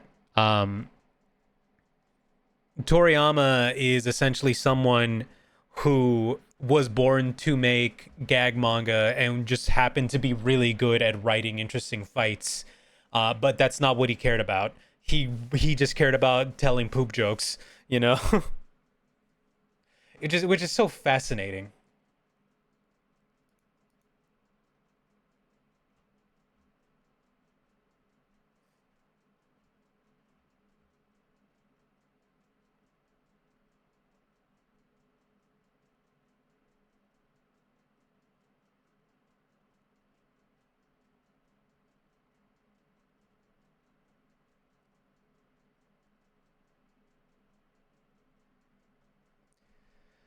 He was sick of inking Goku's hair.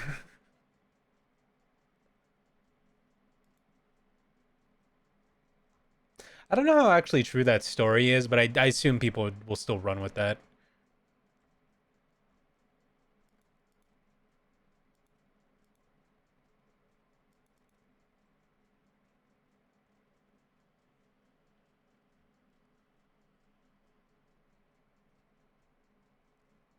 Sounds like a playground. I mean, it came from somewhere.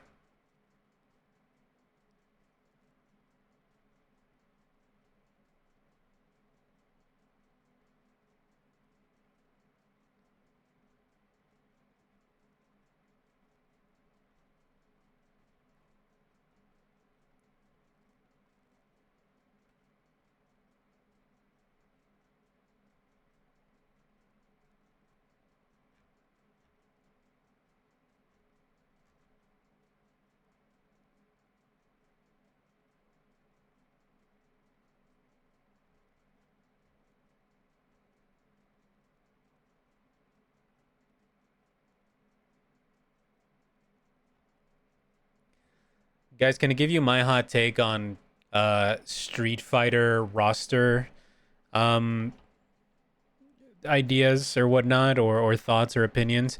Um I care nothing for Vega, and and do not care to see him in another Street Fighter game. I've never once really cared about Vega. I'm gonna be so for real right now. So all the people who are crying like, I want Vega in Street Fighter, I'm like, I couldn't care less.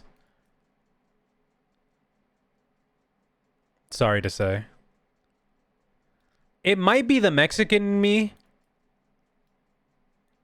saying that, but you know.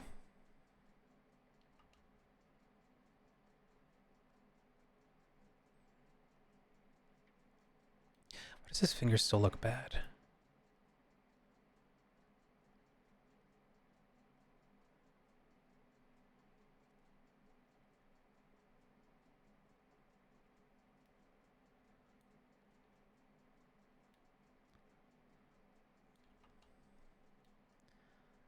There, that's my piece of FGC discourse for the day.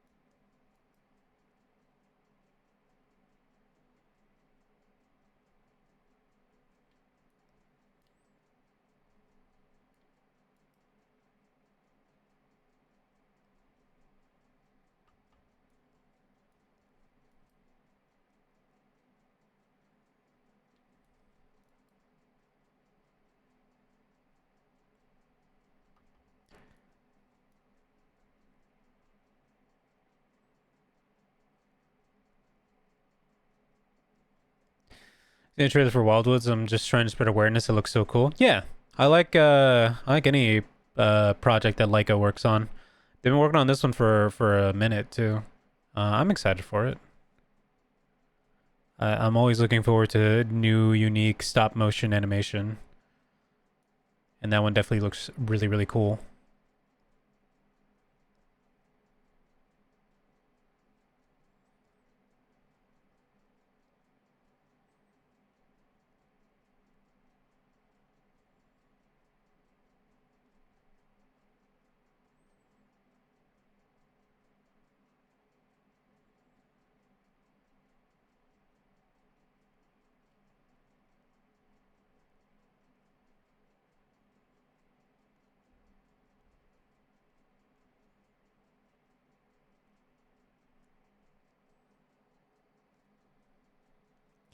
Actually, now that I remember,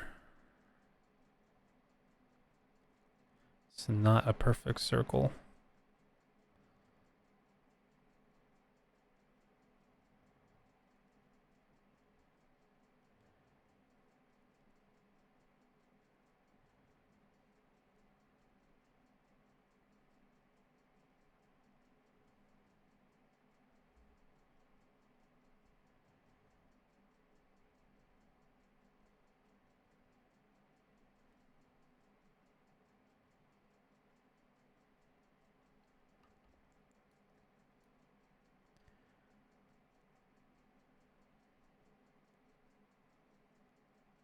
But yeah, that movie looks really neat. There's a couple of movies that I also need to watch that I still haven't watched, which is Guillermo del Toro's Pinocchio movie, the stop motion one.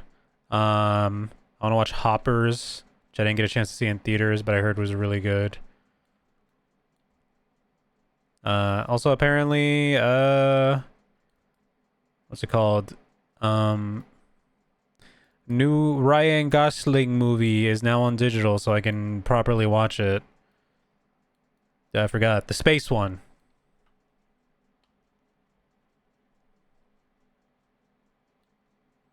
Project Hail Mary. That's what it was.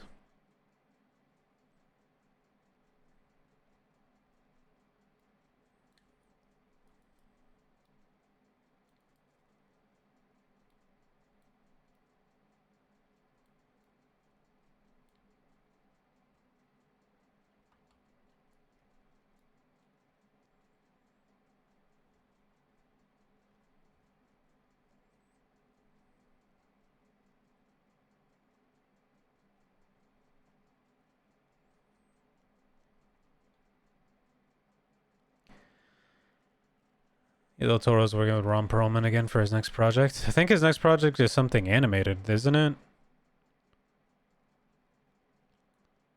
That's what I remember last that I heard.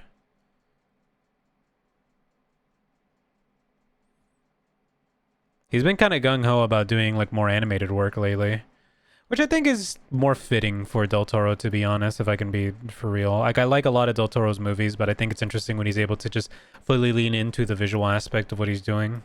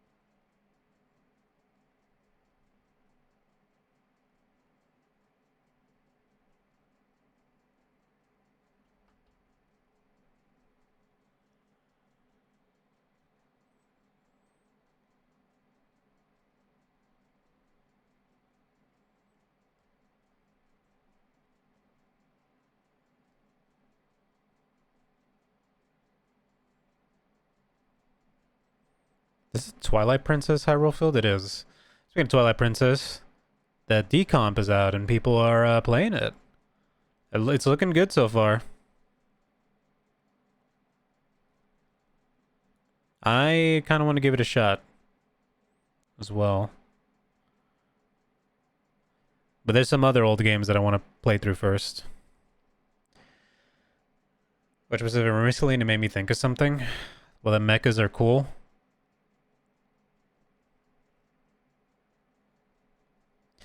Del Toro is probably one of the most vocal anti-AI filmmakers around, so it's nice having someone pedigree to it. I mean, he's in love with the visual arts in terms of like human-made visual arts. He loves like old Hollywood monsters and practical effects. I mean, that's why like the majority of Del Toro's stuff is like so steeped in practical effects and trying to, keep that alive. Kind of feel like compilation. It kind of feels like a compilation movie for an anime. It's because it has the structure of like an old mecha anime, and I don't think that's on accident. That's very much on purpose.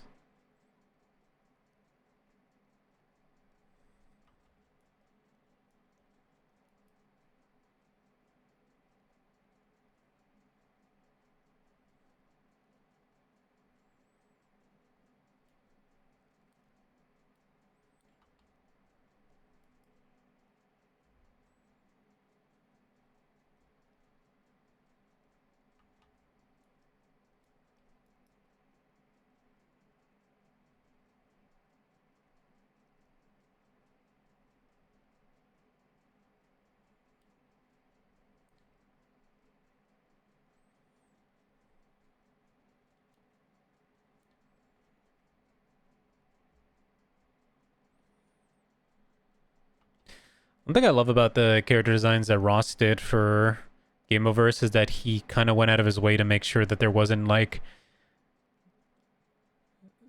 a lot like pure round shapes. How everything is sort of angular in some way. You never really thought of it when you first saw it. You could kind of see the inspirations of like other like 80s mecha and like sci-fi series at the time.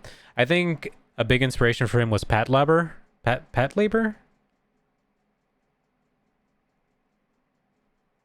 How you pronounce it, but yeah. That and Macross for sure. Pat Labor.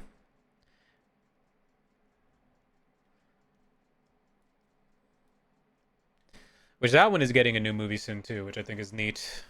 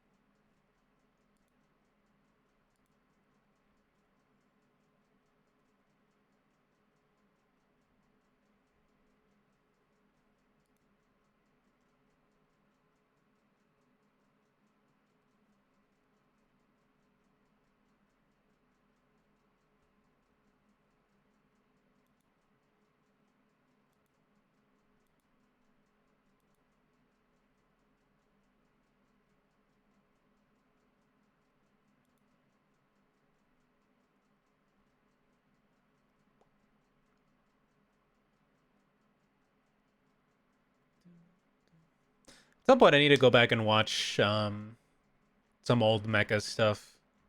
I've been meaning to for a while now.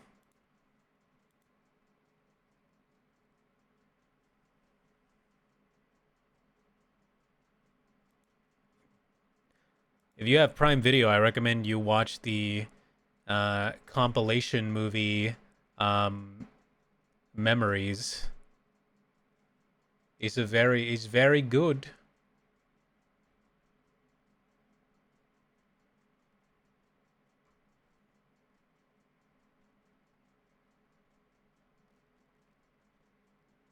No, you? Well, I already did. That's why I'm telling you to watch it. You dingus.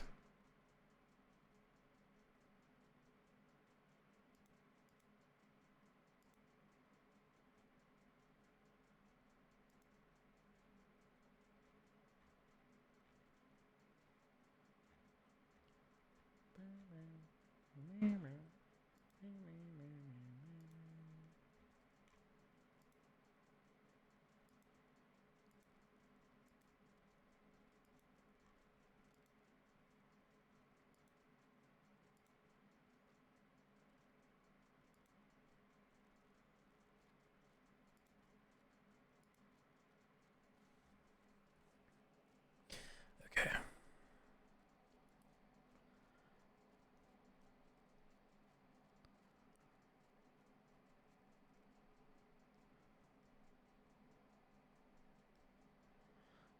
80s and 90s mecha to go through still. There's a lot of modern shows that I'm watching right now too, though, that I need to get around to finishing. I started that archaeology anime, Ruri Rocks, and I hadn't finished it. Um, God damn, why'd they make the main lady so thick? I'm not complaining, but like, damn. Um, no, but that show's legitimately very interesting. Did I say archaeology? I meant geology? The rock one. The one where you study rocks. Geology. There you go. Me to my future husband. What does that even mean?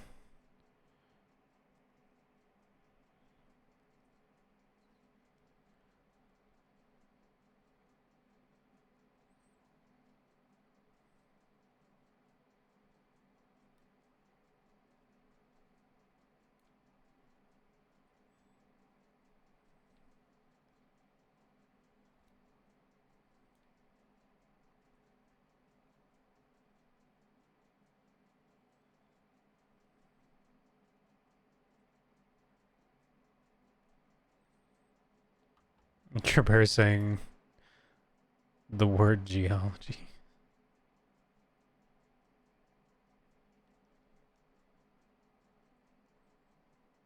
He's just really into rocks.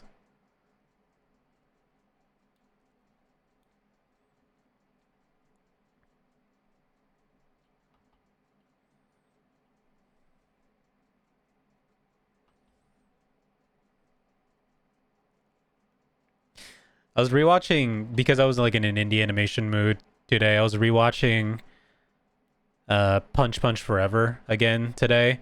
Man, what a good fucking what a good just parody of just like old anime and just such a fun little series. Speedo really did a amazing job with it, and I always feel so happy whenever I see my good old friend Spanky's name pop up in the credits because I'm like, hell yeah, Spanky.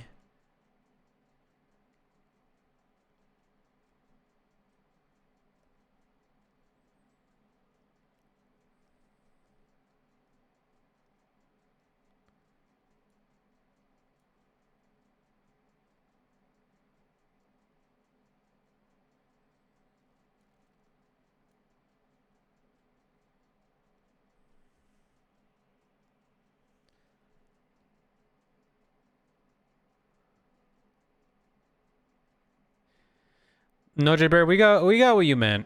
We just didn't want to give you attention, you sick freak.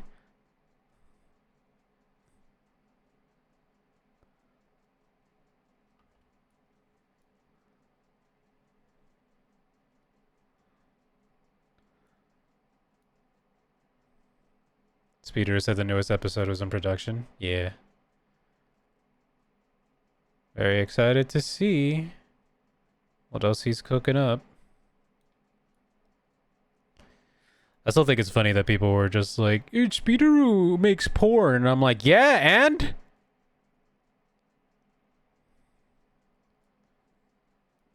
Can a guy just have a hobby?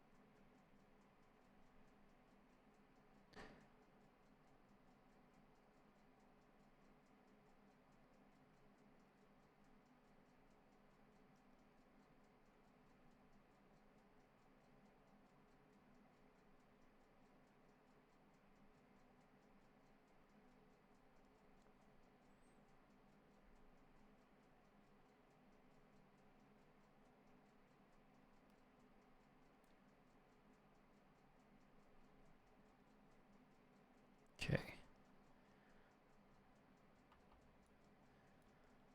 I think I made this arm a little too thick.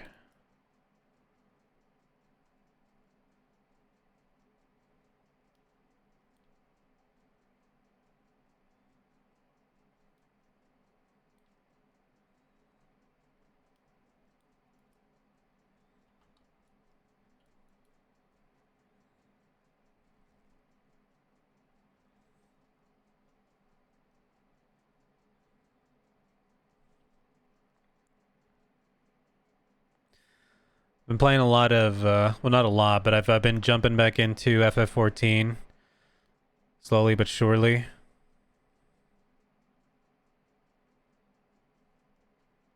But I've been playing with the controller this time because I remember playing with mouse and keyboard for like a long time would make my hand and wrist hurt. So I'm like actually trying to play with controller now. Man, such a neat game.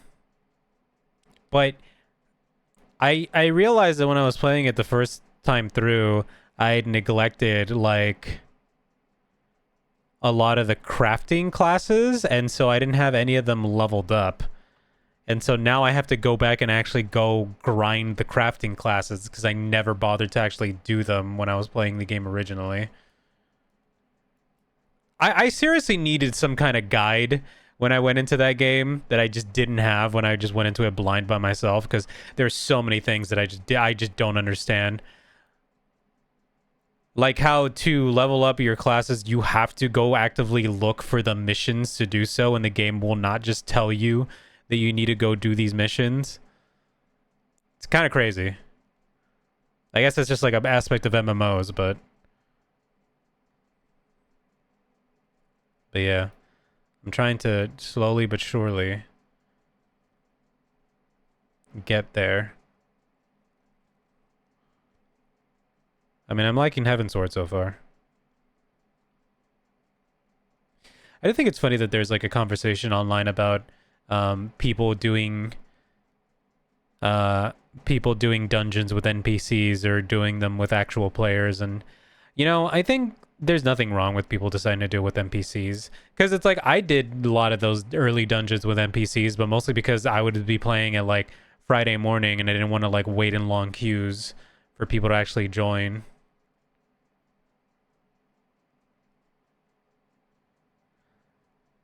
And also, it feels bad kind of playing with people that have already done these quests already, because it's like I want to actually see the cutscenes and stuff, and most of them are just trying to like grind for some loot or something.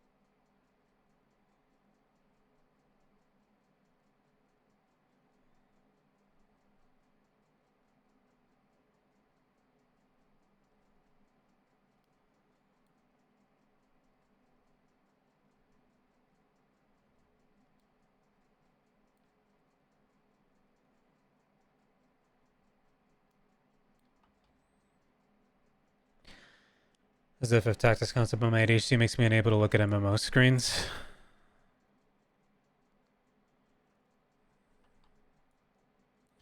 Too much information for me.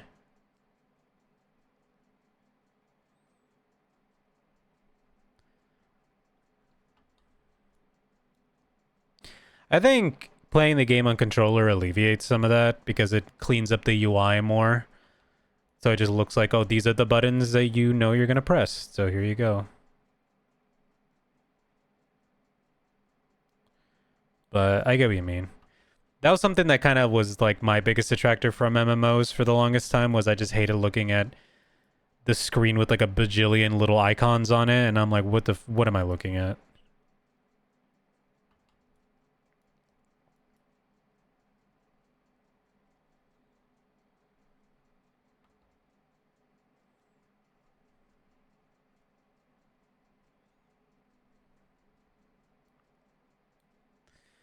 I never got into MMOs also partly because like I just thought World of Warcraft was ugly as sin. Like the first time I ever saw World of Warcraft, I was like, yeah, no, this visual style is not for me.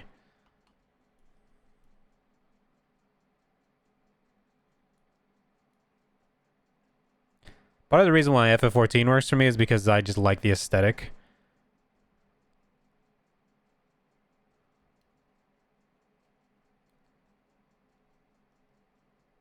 Because it looks like Akihiko Yoshida's art.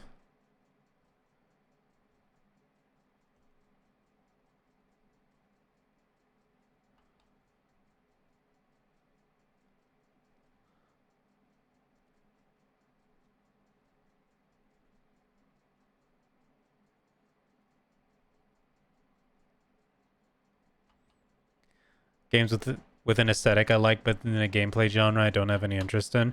That's like a lot of games for me.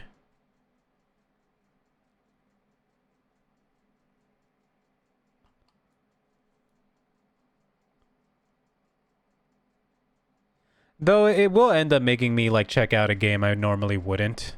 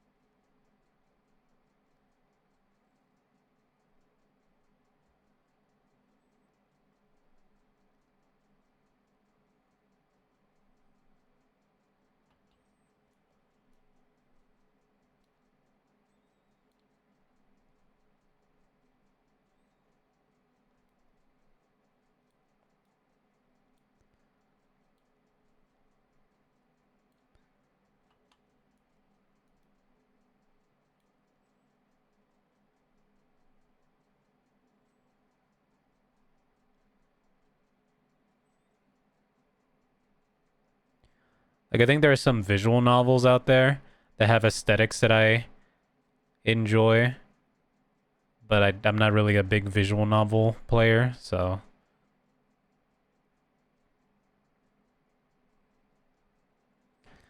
thought Overwatch looked cool, but I don't play team shooters and there's no campaign. I like team shooters, I just don't end up sticking with them. Mostly because I don't really have people to play with most of the time. Hey, Panda Mask. What up?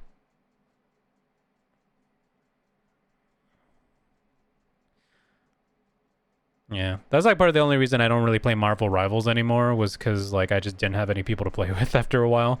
Like my friend dropped it, and nobody I knew was really playing it. Am I? Just been grinding away at some art. Just drawing.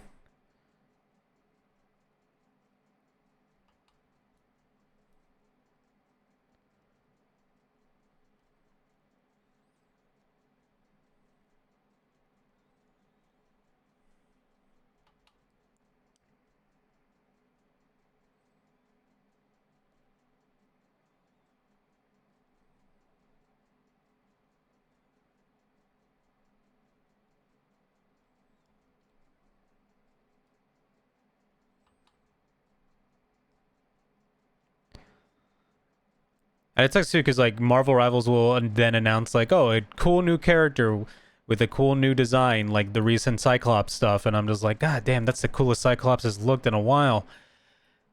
But like, I don't have any desire to actually like re-download Marvel Rivals and boot it up and just play solo. I have even less of a desire to really boot up Overwatch either.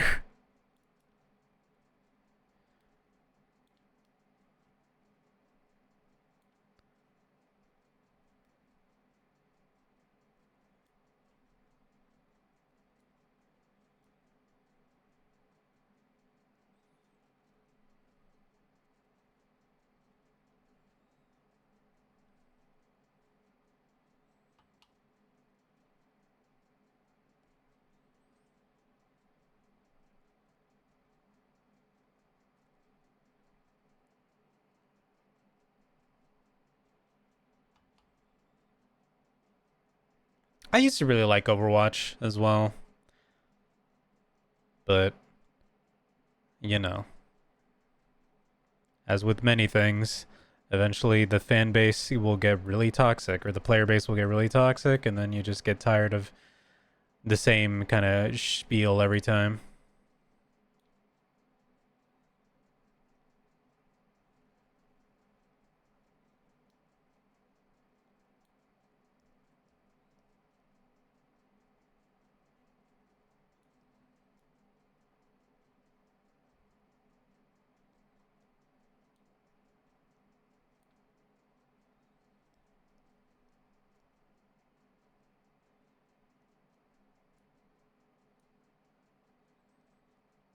Or Activision will Activision things up. In what way? Talk about them buying Blizzard.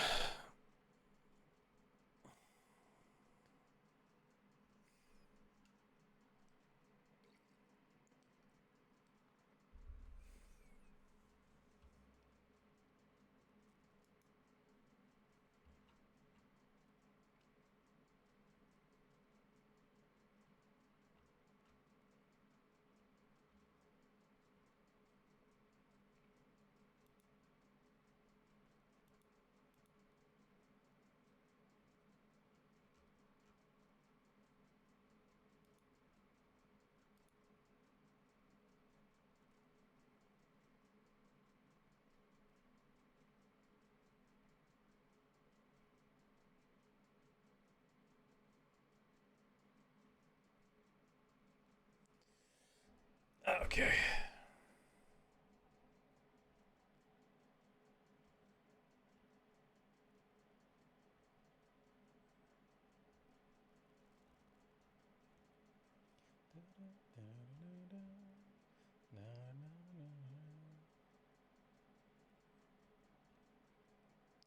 Those are the stuff about doing questionable things about a revealing character is gay to distract from game back points with their audience or chart things that what wait what? Them doing the stuff about them doing questionable things but revealing a character is gay to distract from it to gain points with their audience, or the chart thing they had for characters.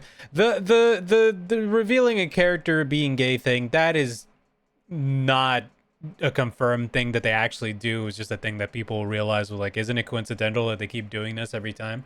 Um, to be honest, that could just be something that ties in with their marketing that they can't change the timing of. So, the other thing though, the chart about the characters and stuff, yeah, no, I remember that. But that was a pre-Activision thing. That was just a Blizzard thing. that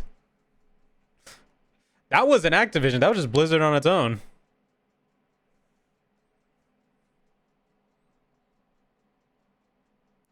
Could be coincidental, I admit. I wouldn't. Here's the thing. I always struggle with talking about that kind of stuff, or like even bringing that stuff. One, because like my stream is not a place to. I don't try to bring up like very like controversial topics like that, or like go deep into that kind of stuff, because it's just like I don't. That's not what I try to do here. I just try to have a fun time. But the other aspect of it is also like I just don't like doing hearsay kind of talk about things. You know, that I don't have any definitive proof on, where there isn't just like clear documentation on, you know?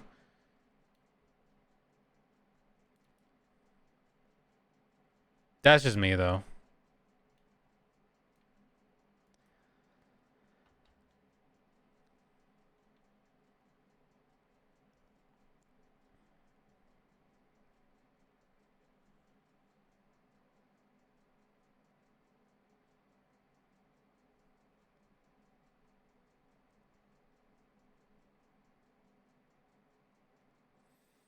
Yeah, Megadang, Blizzard was already doing questionable things even before the Activision buyout. There's like documented proof about all that stuff, which again, I'm not going to get into because that's not the stuff I usually want to talk about on my stream.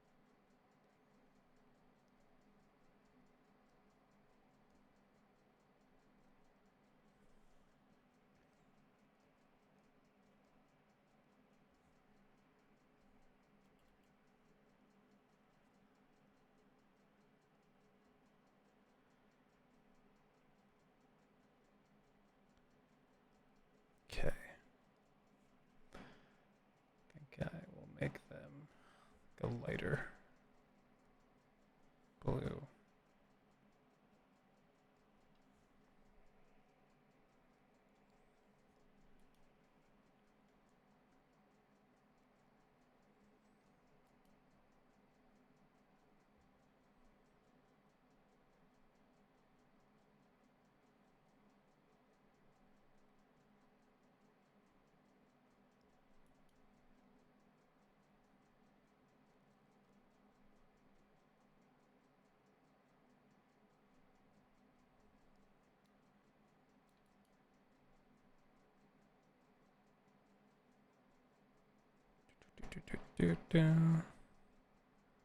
Okay.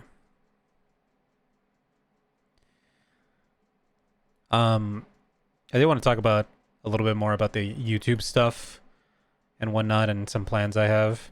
Um, I am.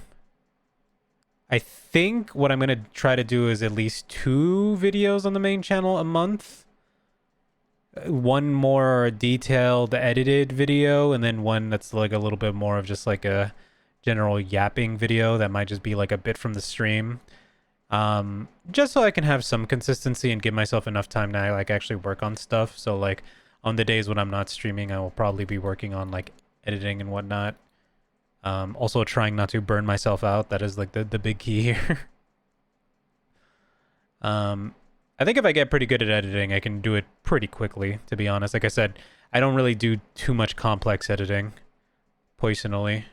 So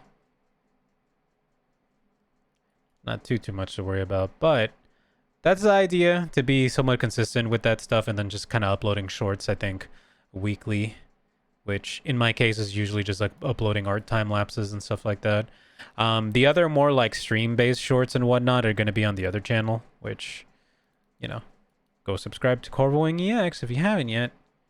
You can see the other stuff that I'm going to be working on, which is just the stream highlight stuff,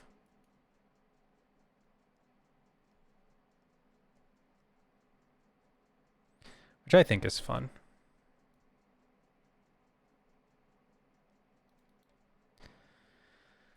Page for stream highlights called? I'm glad you asked. Let me link you to that channel.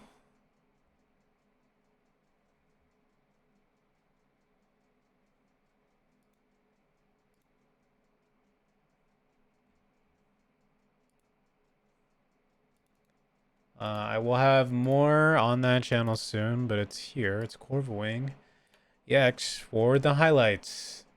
There's already a couple of shorts up there that are more edited versions of things, but I'm gonna do more long edits. Like I have all the Metal Gear Solid VODs. I have the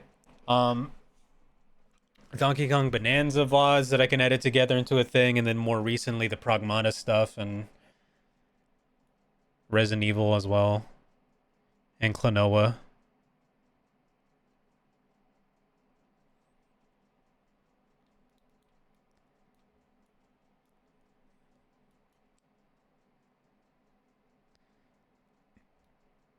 Those won't be as like heavily edited. They're gonna be like for sure just cutting from highlight to highlight to highlight. I think maybe in the future I might make them like way more involved videos, but I think for now I'm just gonna stick to just highlighting them.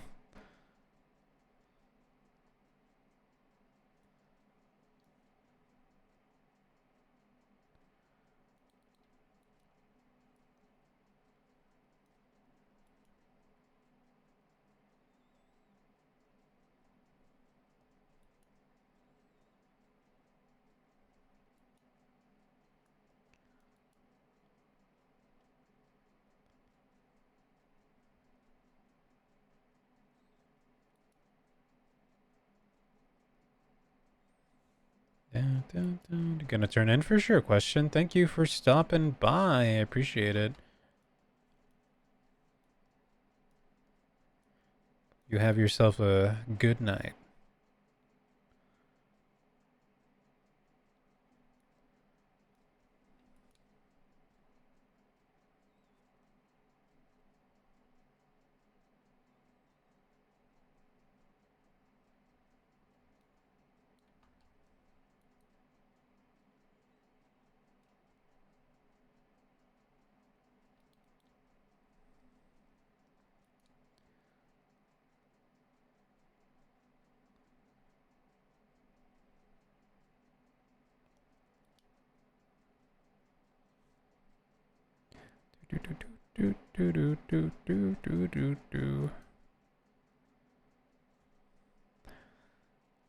Metal Gear Solid trapdoors. Probably one of the funniest highlights from that. Also later on as well, when I eventually got to some of the fights. I had to comb through those VODs again and find the best parts of them.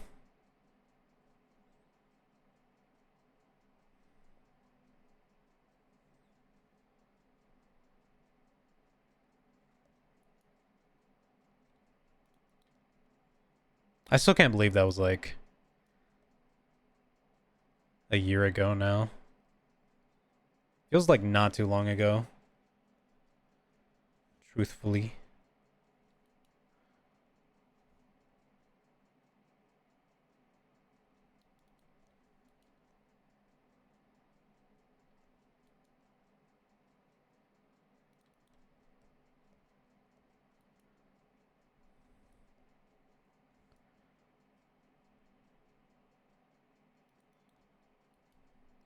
Pretty sure I have all the VODs for the Delta playthrough as well, so.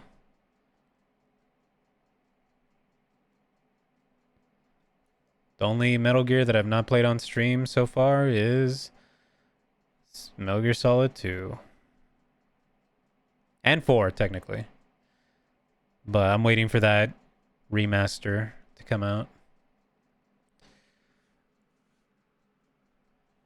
Me streaming the first game was the first time you watched? Probably.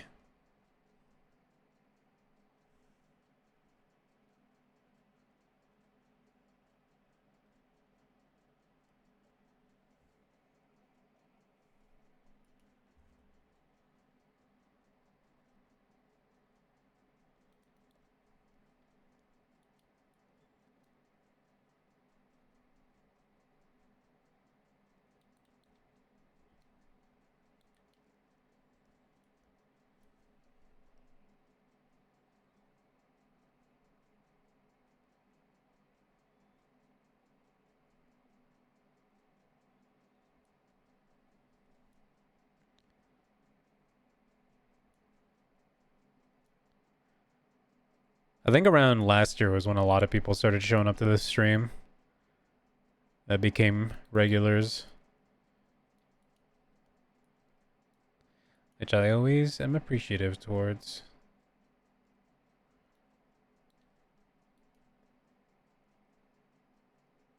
I do find it funny that like majority of people end up watching me for like my more retro stuff, like whenever I play older games as opposed to when I play newer games. Which I don't mind. I like playing old games.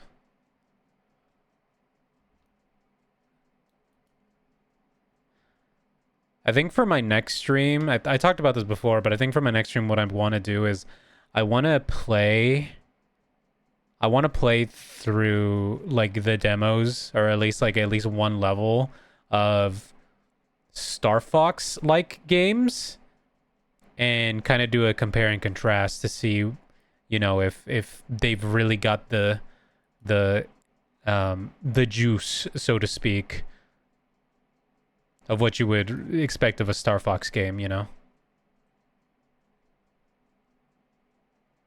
Because there are some indie games that I have three in particular that I'm like, okay, I want to see if these have the same feeling.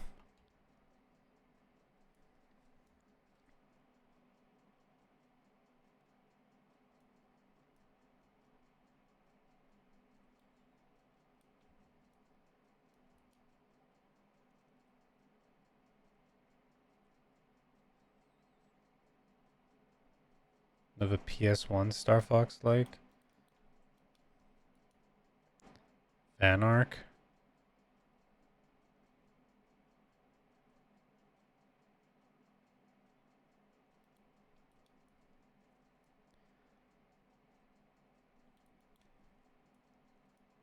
Never heard of it.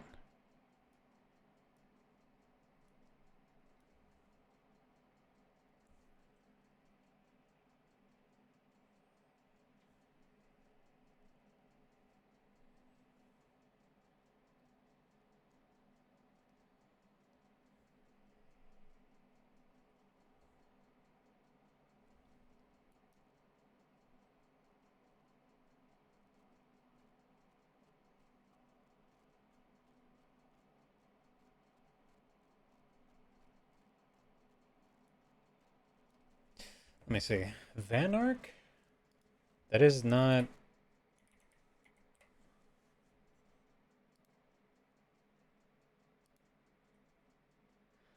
Oh wow, that does look like a PS1 Star Fox. Down to the targeting system too. Interesting.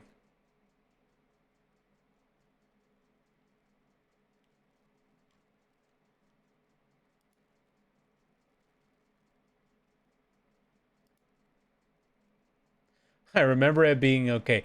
Might be why I have not heard much about it.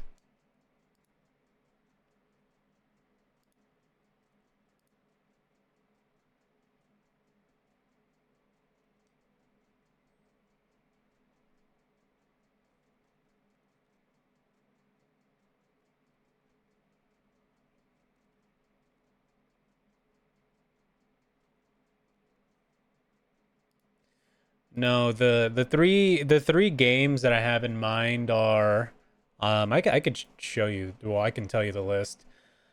Wild Blue Skies, which is one that I've seen many people talk about being like a spiritual successor. Wild Blue Skies, one that there's a demo for.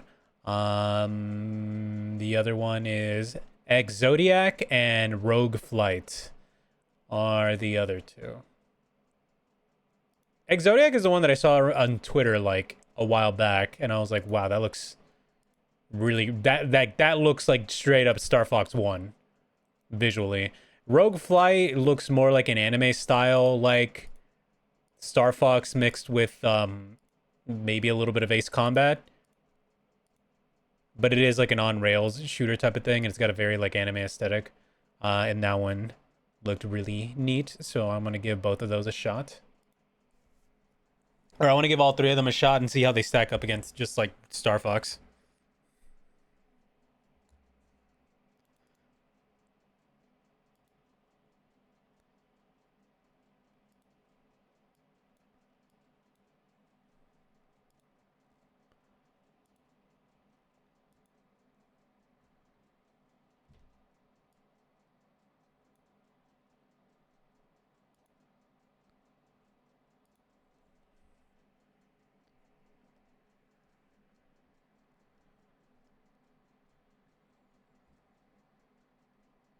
Oh, there's Kit.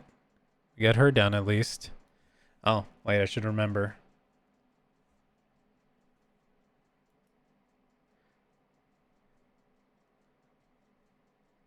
Her kitty cat whiskers.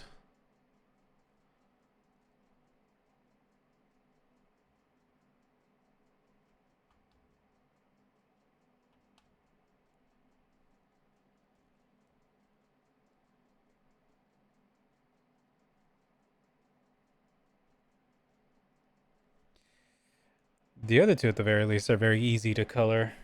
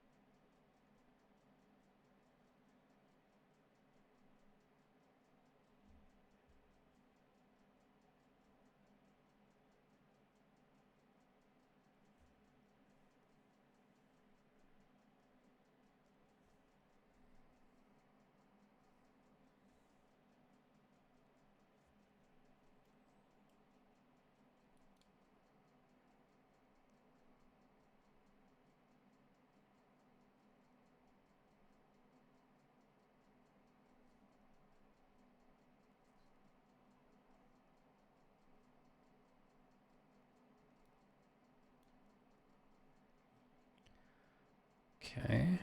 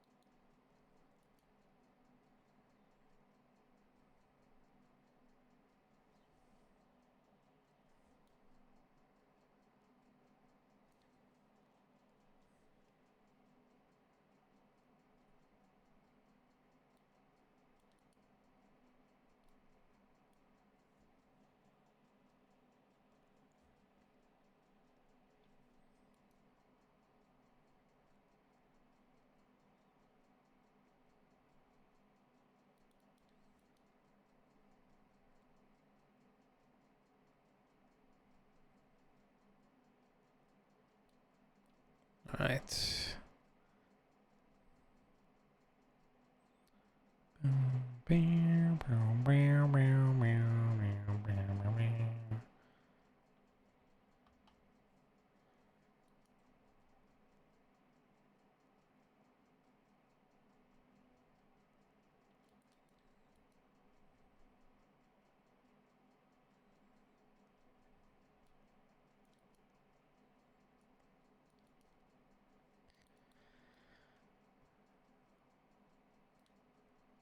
Um, I am planning on making the next art book video very soon as well.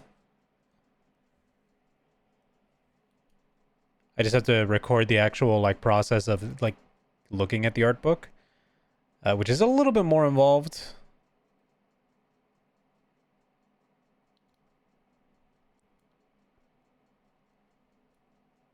But I need to also write up the script for it and my thoughts on Horikoshi's art style.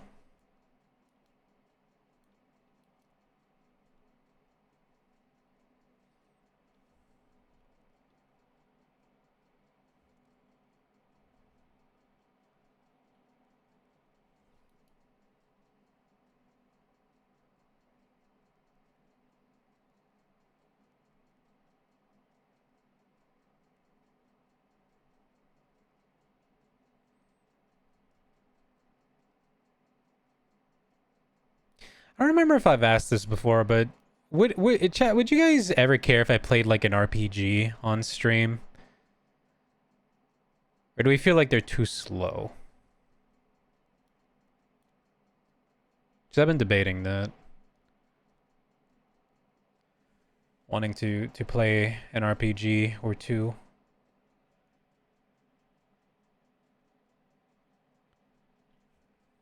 That'd be fine. I have to see. Because I know some people are not really into it. What ones did you have in mind? I was thinking of playing some of the older, like, um,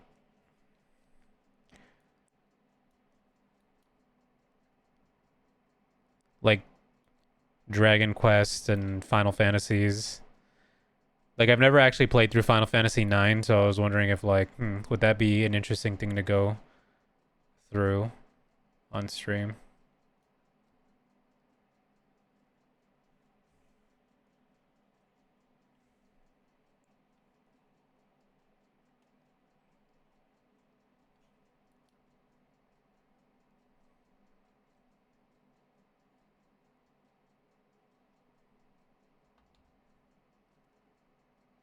But I'll think about it. I feel like sometimes the other aspect of it is just wanting those kind of games to be like a more for yourself experience.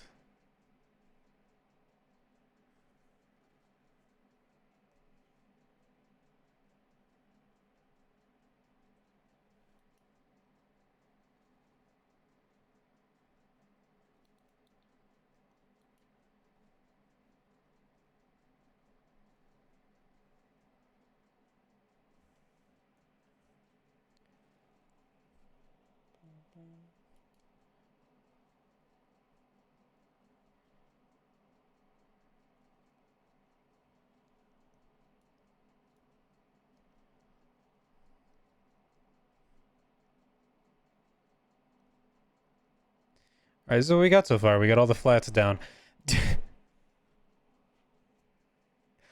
Oh God! Yay! Love that that 9 has RE2 references in it. I mean, the police station. The whole game is an homage to classic RE in the best way possible.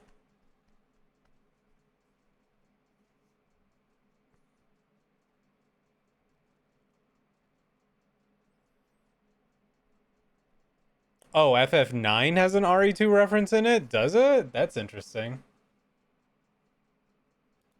I never would have expected that. Don't spoil it for me because I want to find that on my own.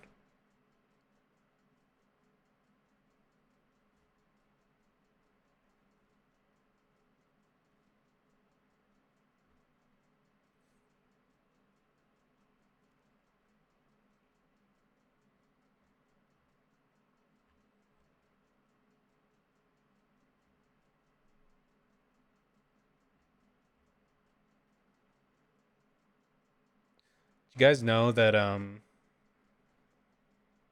you guys know that the Steam controller will scream if you drop it from a certain height? Leave it to Valve to just do that.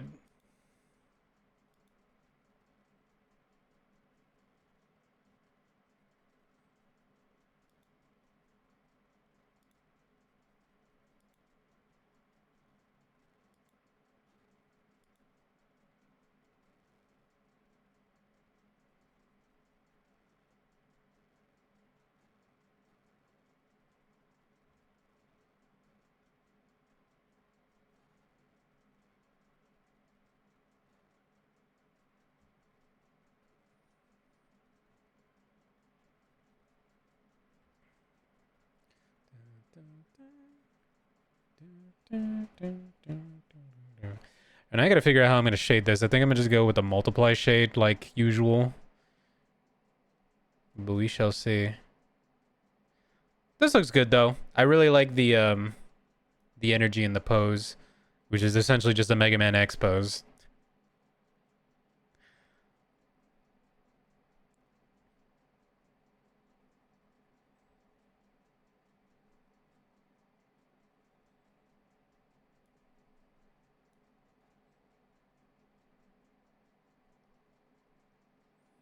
But yeah. Um I I know the image you're referencing. Yeah.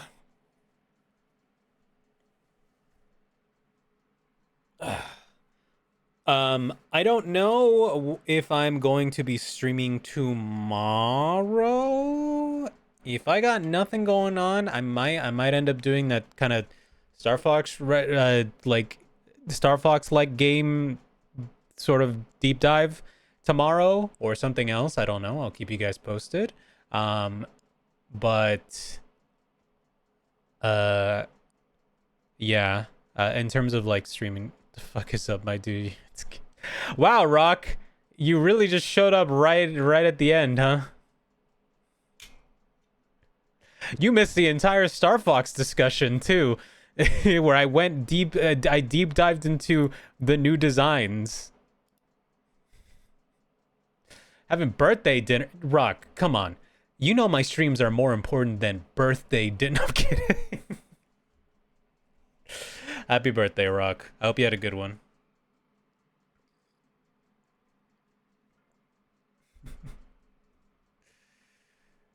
It was a buffet. That's good. That's good. I'm glad. It was an enjoyable birthday. No, I'm just talking about future stream. I'm just saying happy birthday. I'll think about it. Uh, just talk about future stream plans. Like if tomorrow I'm not busy, then I do end up streaming. Most likely going to be, like I said, playing through games that I think are like Star Fox, and then playing Star Fox 64 again and seeing how I feel by comparison to those. We'll see. Um, but I'll keep you guys posted on that. Obviously, it's more than likely I will end up streaming tomorrow, but I'm just saying just in case. Um, and I want to give another big thank you to everybody who decided to watch the new YouTube video. Um, again, I know it's not like the most like crazy elaborate thing, and it's more of just my usual ramblings that I do on stream, but I hope that it at least resonates with some people who feel a little lost when it comes to art and this journey and whatnot.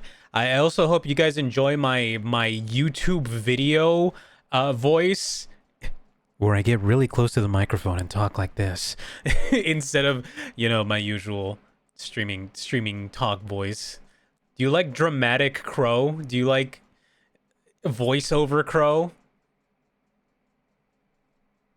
I was channeling my best Super Eye Patch Wolf impression. I would prefer more chill crow. Okay, all right. You know what? It's time to unbirth you.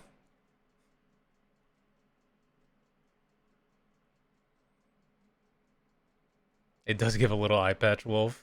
It wasn't on purpose. It was just like a thing that ended up happening.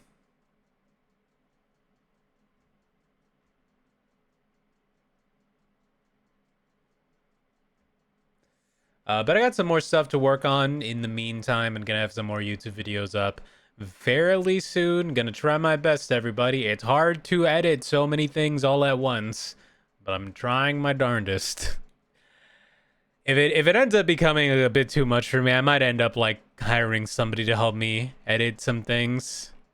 I just don't think I can afford an editor right now, but we'll see. We shall see. If not, I'll just take my time with stuff, and videos will be far and few between. But as long as people don't mind, um, but yeah, I think that might be. I think that might be it for me today.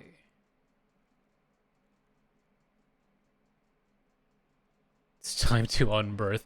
Yeah, it's what he deserves. Um, no, but I think this is as far as I'm gonna go with this drawing today on stream, and we'll pick this back up. Well, I'll probably finish this off stream, but then we'll probably see you guys. I'll probably see you tomorrow. Who knows? I'll let you guys know. Once again, I don't like making promises that I can't keep. But yeah, well, that's gonna be it for me today. Thank you everybody for stopping by. I hope you have a good rest of your morning, afternoon, evening, whatever time it is for you. I'll see you later. Bye bye.